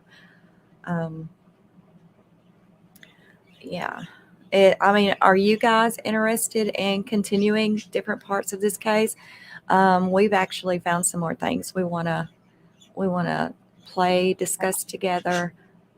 I think it's more interesting when we can watch it together. Like, I like it like that. I don't get these parents and the half-ass verdict. I don't either. Yeah, I'd be glad he was guilty, but no way with Carla. I get it. Yeah, I agree. I absolutely agree. Yes, I read the book. I did read the book. That is where I got a lot of my information when I did my premiere. And I wrote the monologue up for that premiere. I got a lot of it from that book. What was the name of that book? Something Marriage, I think it was. I can't remember. I'd have to look. Hell of a book. Oh my God. Very graphic. Yeah. Very welcome, Pop and Sass. And thank you, Tracy, as well. Definitely a skank. There's no way to say she's not a skank. And whoever it was that said this was clickbait, well, was that Carla? Like, was it? I mean, who wouldn't call her a skank except herself, right? Was that her? I've never saw that name around. Have you? No, I looked and it was about June or July of 2023. Yeah. That account was made. So. Oh, okay. It makes you wonder, was it Carla? Who would disagree that she is a skank? Like, I don't think anyone would except herself. She's disgusting. Audio or hardcover? I actually read the book. I'm not sure if they have audio of it. I read the book and I ordered it off Amazon. Household, make sure and put your channel in there as well so people can check it out. And I would love to see you do some sort of documentary on this case as well, because you have the professionalism as well to look deeper into it. And I seen where you was doing that. I saw where you was doing that in the comments, like you were talking about the things you were noticing. So I would be very interested in to watch, something you made up and researched into this case. Okay, Jody. Yeah, if you're interested, and I hope other people are as well. I think they will be. There's a lot to learn from this case as well. There really is. Like, one, I can't get her parents not seeing something was wrong. She lived with them, 3 or 4 years, or he did, before they got married. How can you just be that blind? How can you allow the younger girl to go out with him for 6 hours? It's just little things, it's things like that I question. Great, Tracy. That's it's a very interesting case for definitely sure, especially on the mental illness side. I've got a new Peterson content coming out this week, and I had 2 shorts on Watts, but definitely will be great. Yeah, I was asked about the Peterson case. I was asked about doing a synopsis on the book her mother wrote, and I am going to do that.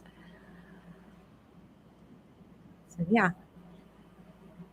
Okay. Does anybody have any questions? I believe we've lost Miss Nelly. I think maybe her medication has gotten the best of her. I wasn't expecting to be here 3 hours, but Either that or she's on mute and talking away. yeah, but we did. And so, okay, guys. Well, Dave, Nelly, moderators out there, I want to thank you all. Thank the new members, the support to the channel. I appreciate everything. Yes, Tracy, she does have a channel, and it's called the Huddle House, I believe, is what it's called. Maybe she'll drop the link to her channel, and y'all check it out. She's got good What's content as well, and she does have professional opinions into it. Okay, I'll do that. I will check it out. So, okay, if nobody has any more questions, I want to thank everybody for being here. Dave, thank you for sticking by us, and Nelly and all the mods. And House Huddle does not know how to put it in there. So let me see if I can pull up. I did her. it. Oh, you did? Okay, good. Yeah. Thank you, Dave. I'll do it again. Yeah, there's some good books on this case. The one I read was something about marriage. What was it called? Hang on and I'll see. Let me look it up. Because it was it's very graphic. Understand that. Very graphic. Let me see if I can pull it up.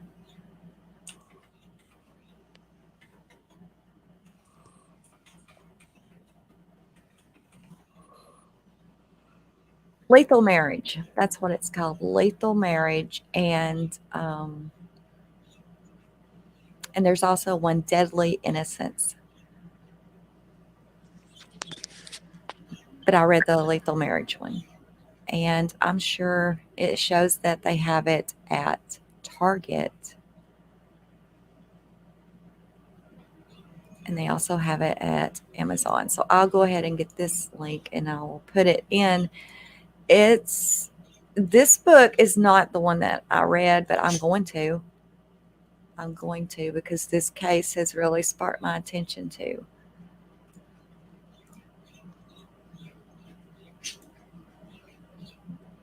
Okay, there's the one that I'm fixing to read. I'm going to be reading on that one. I'll go ahead and get the Kindle version, and I'll probably start reading that one tomorrow.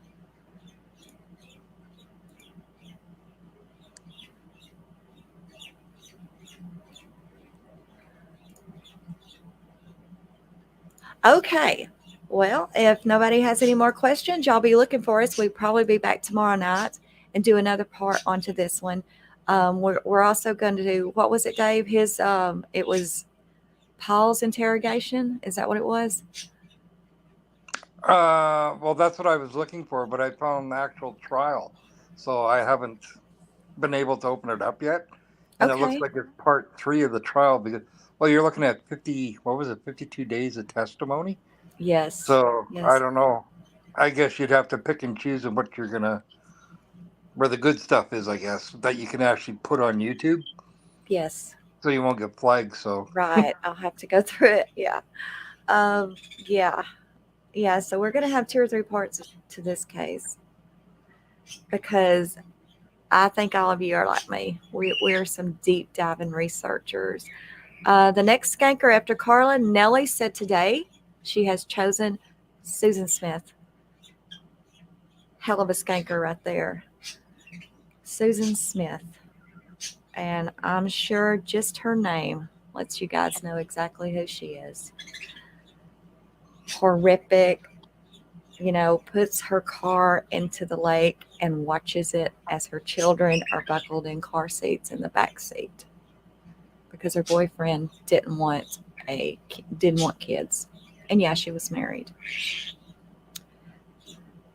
So yeah, that's who we're going to be doing next, guys. Susan Smith. But first, we're going to get through Carla because she is a super Skanker as well.